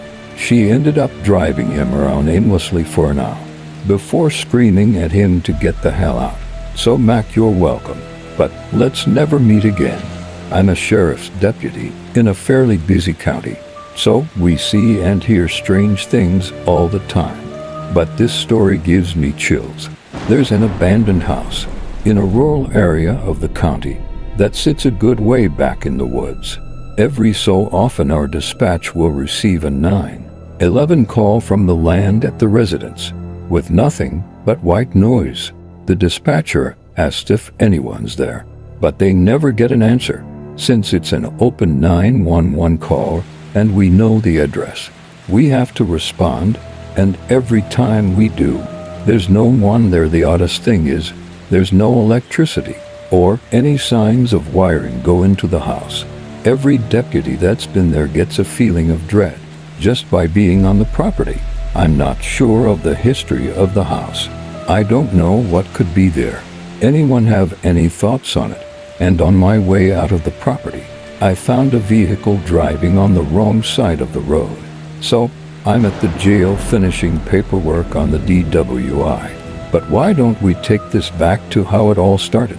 To preface this, I consider myself to be pretty rational when it comes to odd situations, but I'm open to the idea of the supernatural. I wanted to share this with you because I thought some of you might care for it anyway. This was my first time walking up to this place, so it was definitely an experience. The trail is gated off, so I had to walk to it. It's about 200 yards back in the woods, through very dense brush and trees. There was nearly zero light on the trail, and I had to really watch my step. Even with my flashlight, I jumped a deer on the way up, and it scared the living hell out of me. Once I turned the corner at the end of the trail and saw the house, my heart started racing, and I honestly felt like something was there with me. I started messing with my flashlight, phone, and notepad, trying to get a good photo verification of the house, when I just felt that sudden urge to leave. It wasn't a feeling of I shouldn't be here, but more of you need to get the hell out of here now. Having been in a very stressful situation in the past, I learned to trust this feeling. I got the best photo I could and sped, walked away down the trail towards my car. I'm almost embarrassed to say that I legitimately felt something was following me. I made my way back to the car, sat in it, and pointed my spotlight at the trailhead, waiting to see if something would come out of the woods. Fortunately, nothing did. I sat for a minute and caught my breath while I reviewed the photos, hoping it was sufficient, because I did not want to go back. I'm about to go off duty, so this is it for today. I'm really interested in what the hell happened to this place, and after a bit of researching, I have some history on the property. It was built in 1890. The first deed on file was registered in 1901, and the property has been in possession of the same family that owns it today. From what I can find, the current owners of the property live out of state, but have previously lived either in the house or on the property. Some years back, the area it's in was a boom town during the late 1800s, but fizzled out shortly afterwards due to lack of profits from the mines. Other than that, I haven't found anything that makes the property stand out. On a more speculative note, the house sits a lot closer to an area where a Native American tribe was known to reside. I don't know what's happened there, but there's definitely some spooky activity. Strange things have been happening in our flat. So for starters, I am a practicing pagan, and have been my whole life. I am no stranger to the paranormal. I regularly sage our home. We'll bless it while burning incense. We frequently have windows open, allowing a breeze through to whisk away any negative energy. I have a lot of experience with Ouija and seances. What I'm trying to say is that I'm not new to this kind of thing, but I'll be damned if they don't freak me out. I moved into the flat on December 14, 2018. When we came to view the flat, I immediately felt a positive energy. It was like I belonged there with my little one. The energy remained positive for the longest time, and little things happened. For example, I'd put my phone down in the living room, pop up to check on my daughter, come back and my phone would be nowhere. I would spend the next 10 to 15 minutes searching for it everywhere. To no avail, then I'd go back to where I had left it, and you guessed it right, there it would be. Now, of course, this could be put down to simple absent-mindedness on my part, but after it happened not only to me, but also my fiancé and friends who regularly visit, I'm inclined to believe it's something a bit more. I own a Ouija board, just a cheap little thing. I store the board in the living room, currently on the bookshelf, and the planchette in my kitchen. With my other witchy bits, it would frequently fall off the bookshelf or the fireplace or the TV shelf, regardless of how it was placed. And of course, I have no logical explanation for this. One night after my fiancé had moved in, our daughter was at her dad's for the weekend, and my mom was over for dinner, and we did a seance my mom and I have conducted and practiced in many seances over the years. So we're not just kids messing about. And I can't stress this enough. We were slow to start, the energy was low, but we soon had something come through. But it was sluggish and easily confused. It was finally able to tell us that it was not alone, and that something was stopping it from communicating with us. Whatever was stopping it came through stronger and started asking us to lend it our souls. Nope, after a while, without much contact, we closed the seance and saged the crap out of the flat, just to be safe. And at first, it seemed to have worked, until a few weeks ago when lockdown started. Our little girl frequently gets in bed with us. She's 3 and we co-slept until we moved in here. When she was nearly 2, we have times where she spends most of the night in her bed, but since lockdown began, she wakes up at least 2-3 times a night, gets in bed with us as her room is right next door, and there's a light from the bathroom, so that it's not too dark, and she's never had a problem walking from her room to ours, often without us even realizing. She's gone into bed with us. The bedroom doors do not slam. The carpet is too thick at the bottom, and they're fire doors, with a chain that causes them to close slowly. We've tried to slam the door to our bedroom. It doesn't slam. This is important. Another important tidbit. My fiancé sleeps like they're dead. She never wakes up to our daughter at night. But a couple of weeks into the lockdown, my fiancé woke up to our daughter crying, and what sounded like a little person's footsteps on the laminate flooring in the hall, but wasn't fully awake until our bedroom door slammed. She got out of bed to see where she had gone, and she was in the room, as far away from the bedroom door as she could possibly be. When little saw my fiancé, she shouted that she wanted money, and ran straight past her and straight to our room, into bed with me. She's had no history of sleepwalking. The next morning we spoke about what had happened. I had very uncharacteristically slept through the whole thing, up to little getting into bed with me. This is important to note, as I always wake up every night, and I wasn't especially tired. There's no reason for me not to have woken up like normal, and yet I slept through it. We came to the conclusion that firstly, the door should not have slammed, particularly if my little one had pushed it slightly open to get into bed with us. Secondly, why did she run out of the room instead of just getting into bed with us as usual? And thirdly, why was she cowering in the corner of her bedroom? Another important tidbit, our daughter and my fiancé have a wonderful relationship and has zero reason to fear either of us. She's never reprimanded for getting into bed with us or waking up with us now. This is creepy, but it gets spookier. Later that day, we were all sitting in the living room, and our daughter's phone, used for Paw Patrol and kids' puzzles, that was on the fireplace, fell rather violently without rhyme or reason. We were all sitting down. Daughter wasn't jumping about. Our neighbors weren't banging on the walls, and there was no reason for her phone to have fallen. There have been times where the living room, which stays open when pushed all the way, has randomly slammed with no breeze, or anything that might have caused it to close, and then our little one woke up. I went in to soothe her back to sleep. She had kicked her covers off, so I pulled them back over her. Then she woke up again, talking about a monster under the bed, and asking me if she was safe in her bed. She had a mint sleeper, so there's space under her bed, but she'd never worried about monsters being under there before.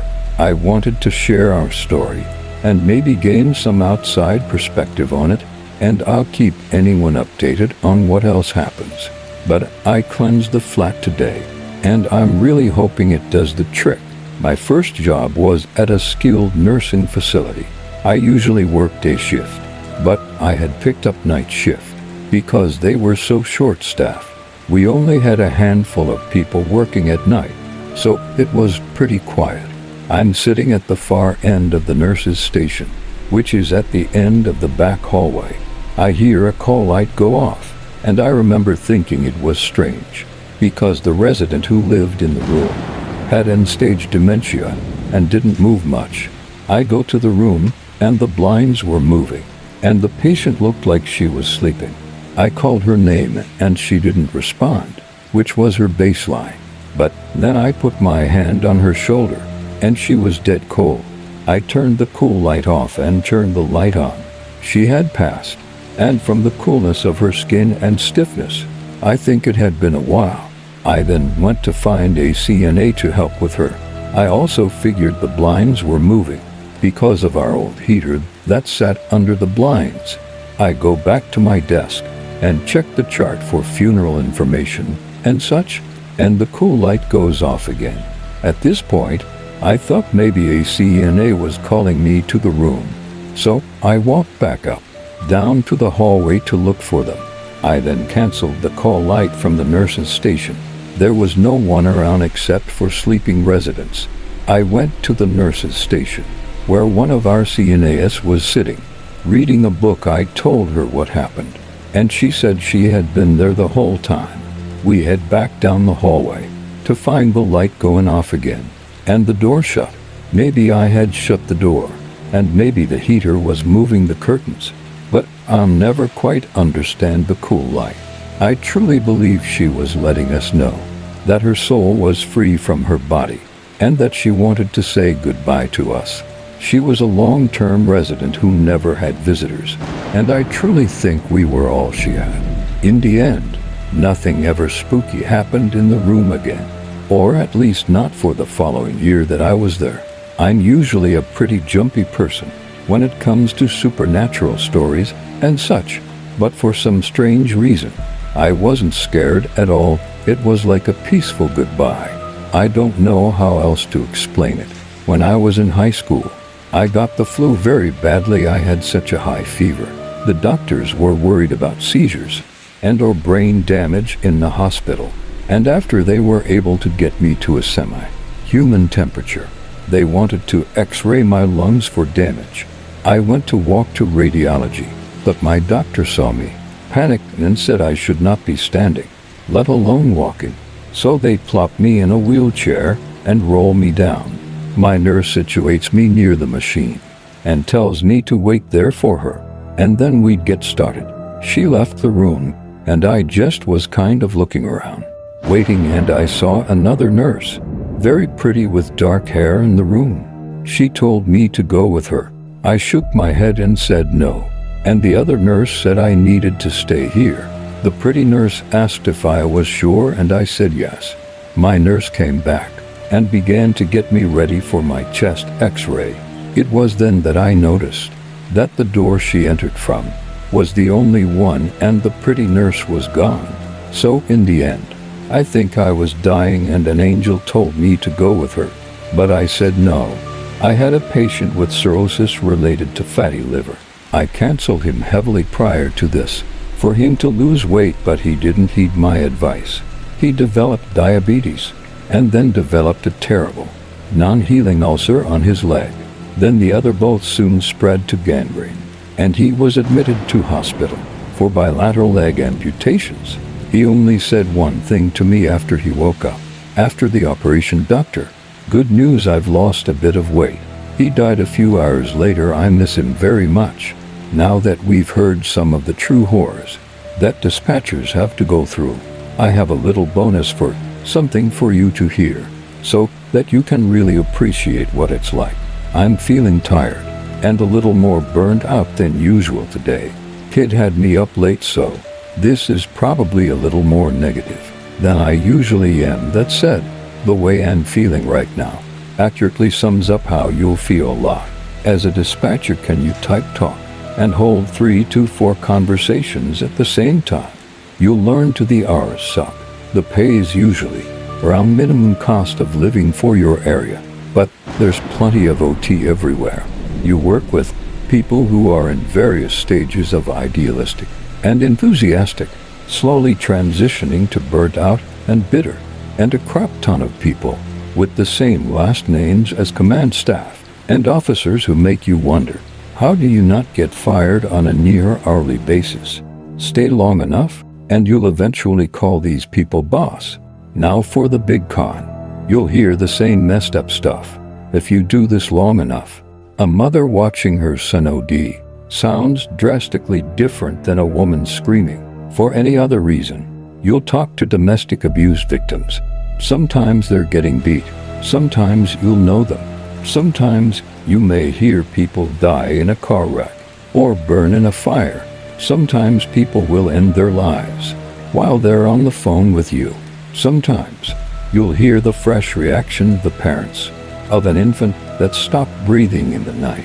And the most frustrating part is, as soon as you disconnect, you get a call from someone upset about a dog barking, or a neighborhood's grass being too high, or a guy not bothering anyone but looking suspicious. And you have to treat each caller exactly as professionally as the last. Then after all that, you'll take all the attitude of young cops who think you're a secretary and coolest member of the public, who really have no idea how hard your job is, and yet assume you're somehow lesser for doing it. That's the male side. If you're a female, you'll be assumed to be someone chasing badges, and you have the added difficulty of calling people in and treating you disrespectfully because they assume you're a secretary and a bimbo, and not an experienced professional or just a cop. None of which is true, by the way. We have female officers working light duty here, or just not a cop. None of which is true, by the way, as we have female officers working light duty here, and as well as career dispatchers who just happen to have breasts, and sometimes they're 10 times the dispatchers of their male counterparts. But there are some pros, because if that's the way I feel about it, then why stay? Well, in spite of it all, you do it to help people when they really need it. That's a good feeling. You are sometimes the vital link that leads to taking a bad person off the streets, or getting help for a vulnerable person before someone victimizes them, or they hurt themselves. Occasionally, you'll meet an older officer who says, "I can't do your job," and you know what that means a lot. There's also the fact that if you do it, it's a permanent job, and there's security for as long as you want it. It's transferable, and with my experience at this point, I'm confident I could move anywhere in the country and find a job that will pay the bills, if only just whenever I want. Typically, emergency response and public safety is resistant to change. That can be a con, but it also means pensions are commonplace, and benefits tend to be pretty good. You also gotta consider that you might hear an officer dying while on your radio, Every other call I mention pales in comparison. You'll never forget it, and you'll always wonder what you could have done differently, if anything, to change the outcome. Ask yourself if you're the type to be able to handle it and still return home with your family and be present with them. This really isn't for everyone. But if you decide to become a dispatcher, best of luck to you. Don't be afraid to ask questions. And remember to ask to be treated fairly and with respect. This actually happened at my friend Mackenzie's house, which she had only lived in for about a year or two. At the point of the event, I don't know when, but I came over to her house to use the Ouija board before anything crazy really happened. We set up candles, switched off the lights. I even read somewhere online that you can use a silver coin to keep a spirit from sneaking through, so I put one on the board. Literally nothing happened, and we got bored. So we went into the garage to listen to Edgar Allan Poe poetry because it was far scarier. And although nothing happened, I felt like I'd mentioned us doing this. So you can all scold me in the comments for being stupid and using a Ouija. Just don't get your hopes up, because we continue to do dumb stuff throughout the whole experience. And I thought I'd mention it because this is when we got the name for the ghost. Mackenzie's sister, who is also named Mackenzie, said something about talking to Tabitha, the first woman accused of witchcraft during the Salem witch trials. Me and my friend are dumb and had no clue who Tabitha was. So when weird stuff started happening, we just started calling it Tabitha. If the spirit of the real Tabitha is hearing this now, I'm sorry now for the actual experience. This happened on Friday the 5th, 2016. Mackenzie and I were hanging out and decided we wanted to take some Polaroid pictures in the backyard. The sun was setting to the point where it was dim out, but we could still see everything. Mackenzie was standing at the top of the stairs to the dock while I stood on the lower part and posed for the picture. Looking away from her as I was standing, I heard her start running down the stairs saying, "I don't know what that is," over and over. If I'm being completely honest, I thought she saw a bug, which scared the hell out of me because I'm terrified of insects. We both ran out over to the very end of the dock, and I asked her what she saw. She said she was about to take a picture of me, and she heard rustling behind her in the bushes. And when she turned, she saw a tall, almost blacked out figure creeping out from the bushes. After hearing that, I was afraid it was a home intruder or something, and we were both too scared to walk back, which leads to stupid thing no, two, because we were so freaked out. We waited too long, and the sun eventually set all the way. I had a terrible Android phone, so I had to download a flashlight app, and we ran back into her house in practically pitch darkness. Before we started running, Mackenzie snapped a photo on her camera. There's nothing on it. The blur is her finger, but I might still add it. I had to go home that night, but I made sure to come back the next day. When it was the next day, I came back as soon as I could to investigate. I took many videos, but unfortunately couldn't catch any of the craziest stuff on camera. Mackenzie's cousin was in the house with us, and we all went back out to the top deck to check out the scene. While we were out there, Mackenzie's cousin's phone died at about 30% and would not switch back on. We didn't really think about it too hard, but when we went back inside, Mackenzie's phone began to glitch as well. Every time she typed her password, it would reject it, and I can vouch for her because I knew her password at the time. Her Siri started going off and saying random stuff, and eventually her phone straight up died as well. Mackenzie's computer was on, and if you've never used Google Hangouts, when you type in the chat, you can see when someone else is online, and when they're typing and in the chat, it clearly showed that Mackenzie's cousin was online and typing despite her dead phone being the only electronic she could use. Hangouts on after a while of nothing happening. We were watching all the videos I had taken on my iPad and were joking about the ghost. Dumb thing number 3, We all started antagonizing it and making fun of it, calling it all kinds of names, and man, I can't make this stuff up.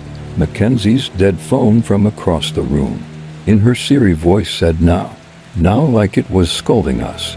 Before you say anything, I know the phrase is just programmed into the Siri, but none of us had touched the phone in at least a half hour, and it was completely dead from what we could tell.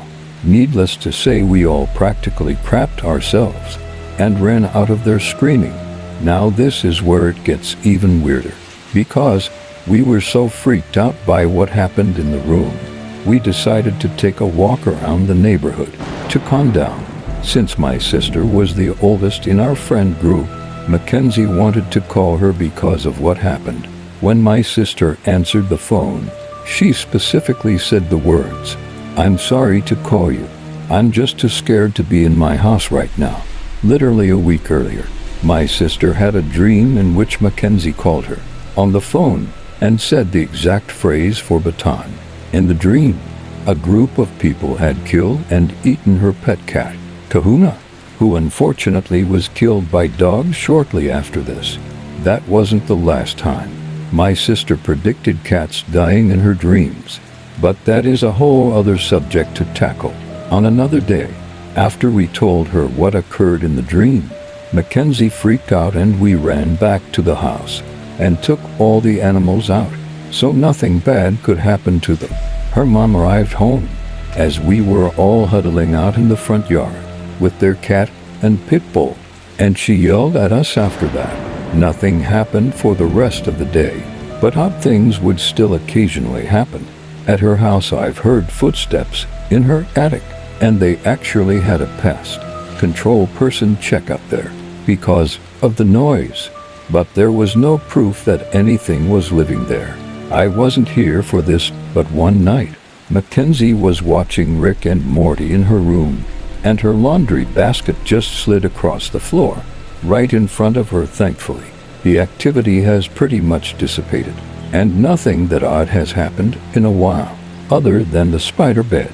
But then again, that's another story. The last place I worked, like so many other wards here in Denmark, had a 6-hour run, where dead patients stay for 6 hours before they're checked again for signs of death and moved to the morgue still attached to the hospital. It's rather large. Not sure if that's a thing in other countries. The patients are required to have a call line within reach in case they wake up and are, in fact, not dead. So there are 5 or 6 call lines in the room anyway. It was an hour and we had a fair amount of dead patients wait in that room over the years. Every now and then, and usually during a night shift, the call light would go on from that room. Even without any patients in there, you'd just have to go down there, turn them off again, and sometimes they would go on again, just as you left the room. Creepy as hell. I never liked going down there. I always felt alone. I don't know. It was thick or tense. The technicians came and checked the connections and stuff, but everything worked without any problems. I was taking care of an elderly patient, a very, very elderly patient, actually the oldest person I've ever taken care of. I don't remember why she was admitted, but it was minor, and she was due to go home the next day. She was and O times 3, a very sharp lady, and she and I were having a nice little chat, and I was getting ready to wrap things up when she said, "I just want to know who's that little girl who's standing behind you." The hairs on the back of my neck raised up. I ran through a quick assessment again. She knew who she was, where she was, what year it was, why she was in the hospital, yet seeing invisible children in her room. What I assured her, there was no one else in the room. She's very nonplussed about it. I go outside the nurse's station and have my patient is hallucinating ghost children. Please help conversation with my nurse in charge. And she goes, "Oh, your patient is in room 26. Yeah, I figured. She's the 3rd or 4th person we've had there who's seen little children in that room. I work as a teletech while I'm in school, and when the unit secretary leaves for lunch, I will cover the desk for the time being, since it's right outside the telly room. I was sorting the heart rhythm strips, and someone walked up to the desk and said he was looking for the exit. I pointed him in the direction, right as I looked up to acknowledge him standing there, and saw he was in a gown with the wristband. So I asked him his room number, and to wait while I called his PCA to walk with him downstairs. I called the PCA and gave her the room number. She told me that can't be the right room. That patient died about 20 minutes ago. Was it his family? I told her he had a wristband on, that maybe I had heard, or was given the wrong room number. She came to the desk to cover the monitors for me, and I went to go peek into the room. He told me and see if it was the wrong room, and to find which room he was in. Sure enough, laying dead in the bed was the same guy who walked up to the desk no longer than 10 minutes before I went in there. I'm a nurse who used to work the graveyard shift in a psych unit in a large hospital outside Chicago. Normally, there would be 2 nurses in our shift, but on this particular night, we had Joyce, who was still on orientation phase. When it was Joyce's turn, at around 2:00 a.m. to have a 1-hour break, the charge nurse Pam told her she may use the MSW's office at the end of the hallway, so the night supervisor couldn't see her sleeping. This office has a couch, which anyone can comfortably sleep. About half hour passed and I saw Joyce in the hallway, looking so terrified. Pam quickly glanced up at her from the computer. "You're up too early, go back." Joyce, who's pale and out of breath. "I just had a dream that was almost real. I dreamt that I was in the same dark office, lying on the couch, and there was a black cat looking at me for a long time. Then slowly, I felt like 2 hands were choking me in the dark. I couldn't breathe. Then the cat jumped across my body.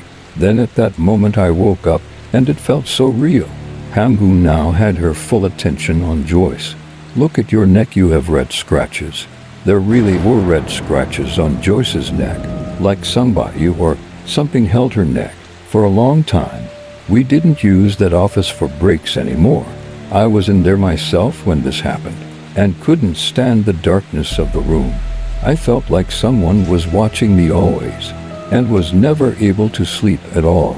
I used to work in a hospital, built at the turn of the century. Nurses never went on rounds by themselves, because something would happen. Banging doors, flickering lights, ghostly whispers, objects moved. You name it, it happened. Generally, a rule of death stalks these corridors at night. Lots of reports of dark shadows and patients passing away. Scariest story while I was there. Isolation room at the end of the ward. The patient was visibly impaired and had basically no sight at all anymore. We're doing our rounds after midnight, around 3:00 a.m., and we'd hear him talking and having a grand old conversation and laughing. We walk in to find an empty room and our typically never, ever confused patient insisting that his friend, who died 3 years ago, had been visiting him earlier. I was off the next 2 nights. Came back to find out that the patient had passed away at almost the exact time he had been talking to his friend the night before. In the heart of my city, there sits an abandoned hospital. It stood in practice for nearly 60 years, before closing its doors for the very last time. In 2010, no trespassing signs and private property signs littered everywhere and are on every external wall of the building, encouraging people, of course, to stay out. The city hoped that it would remain untouched. However, that didn't last, as it eventually became a hot spot for teens and young adults to explore and party. It wasn't too long after that rumors of the hospital being haunted circulated around the city. Once city officials caught wind of the stories and break-ins, they decided to hire a security company with 2 12-hour surveillance shifts so that the hospital could be monitored 24 hours a day. Despite the enforcement, people would still break in, and depending on the situation at hand, the police will get called. Neil, the call came in around 3:00 a.m. 9:11. What's your emergency? Hi. It's Neil from RS Security.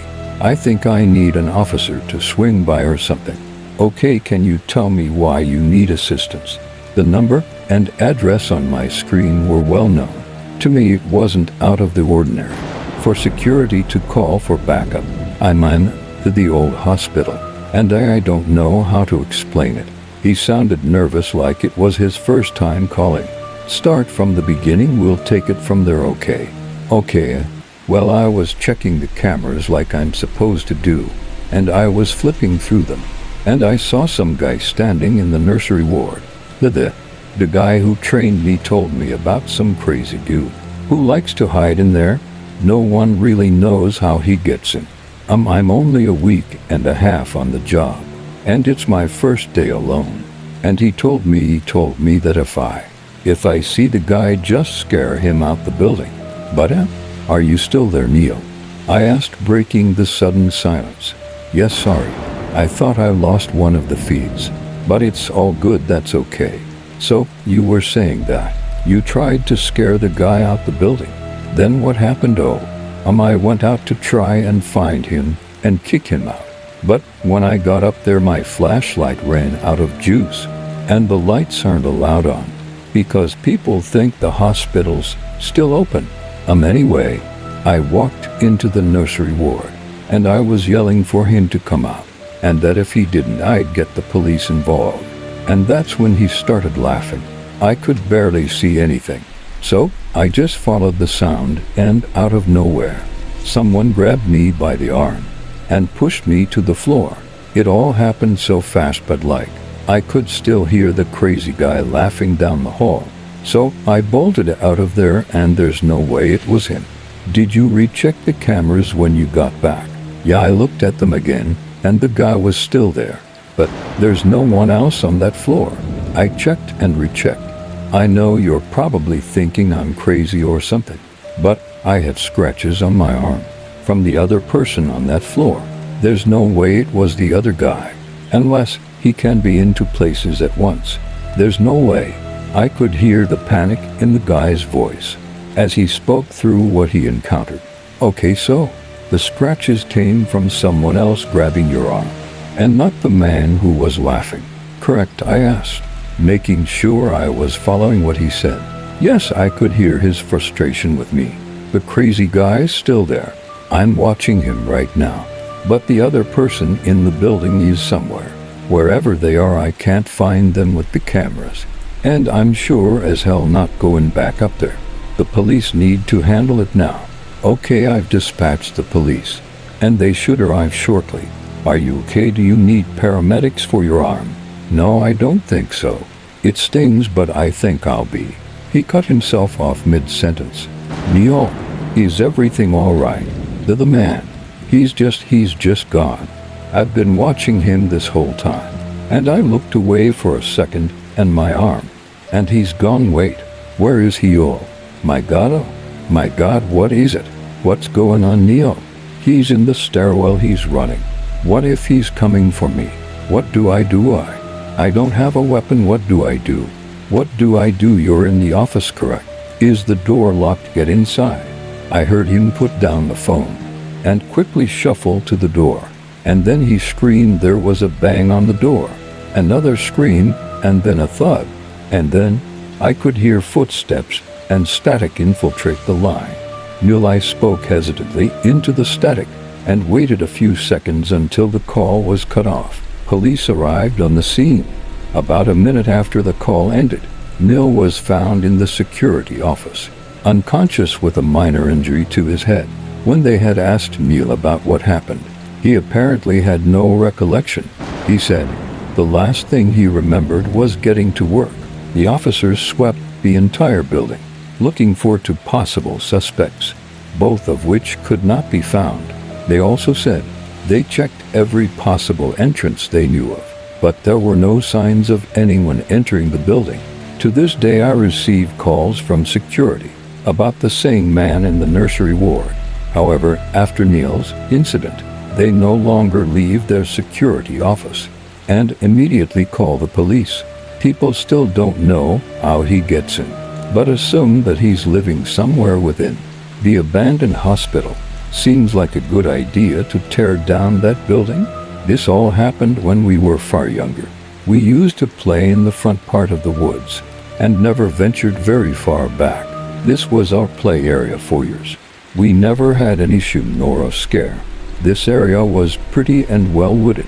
Well, one day, my brother Jimmy, my best friend Sarah, and my brother's best friend Ian are all building a dam in the middle of the small creek that ran through the park and the woods. The boys decided that we were gonna head back to Ian's house for some snacks. Sarah and I said that we would stay and finish our camp area. As we are all moving rocks around, I get a very odd feeling come over me, a strange feeling that we're being watched. I immediately think the boys are trying to scare us and just continue with what we're doing. Sarah and I load up some big rocks and head back to the creek and put them down to the dam. I get the feeling again and stand up, and I see something straight in front of me about 30 feet away. I can't make it out because it's behind a bush, but I see a pattern of red and blue. I know that nothing the boys have looks like that. So at this point, I'm trying to focus on trying to figure out what it is. As I'm scanning up the bush, I start to realize it's a clown, and I kid you not, my heart started pounding immediately. The clown in my eyes lock. He's wearing a red and blue hat and a reverse patterned blue red jumpsuit. I grab Sarah's shirt and immediately pull her upright as she notices the man. He's smiling with a full face of makeup and has a huge weapon. We both say nothing, staring at him and the sharp object in his hand. We then break into a run as fast as our little legs can carry us, and he follows. We hear the twigs snapping and the ground crunching, but we're booking it. We run through the front of the woods, through the side of the park, and up to her dead-end street. Ian and Jimmy are 2 houses up from the end and see us running and are screaming, "What's going on?" while running past. We scream a clown and they start laughing. We're still running and screaming for our lives, and finally make it to the middle of the street, where Sarah's dad Danny is now running out the front door because he hears our screams. We met Danny right at the beginning of the neighbor's house, and we were all trying to explain what we'd seen, and he says, "Girls, stop it now, this is ridiculous. What are you talking about?" We try catching our breath. By this time, Jimmy and Ian have caught up to us. We are crying and pointing and telling Danny that we saw a clown with a sharp object. Jimmy and Ian are laughing, and Danny is coming and asking if they played a prank on us. About this time, an old yellow Pinto-type car comes from the dead-end road, pulls up right next to the sidewalk of the yard. We're in, and sure enough, plain as day, it's the clown. No hat this time, but he still had the weapon in hand and is telling us to come here. Danny starts shoving us towards the house, and he himself is scared and running. The car drives off down the street. We get inside, and Danny calls the police. We had to give statements, and the police patrolled the neighborhood in the park. For a few weeks, we were never allowed to go to the park again. And a few months after, the city started to clear out the woods. They cut down many trees and make it a walking area that you could see all the way through to the train tracks. My friend and I used to talk about this many times, up until she passed away. No one would believe what we had seen. It was just so scary. I think they only got to see him because whoever it was had to go down the dead-end street to leave the neighborhood. Either way, this man was not afraid of us, nor the small group of people that gathered. From our screaming, he very bravely stopped right in front of us as her father tried to comfort us and calm us down, all while flashing his weapon. We're lucky to be alive. Had it just been one of us left in the woods, which sometimes happened, I don't think there would have been a large group of 4 of us any longer. Sarah's dad stopped drinking that day, and we all ended up with flare of clowns.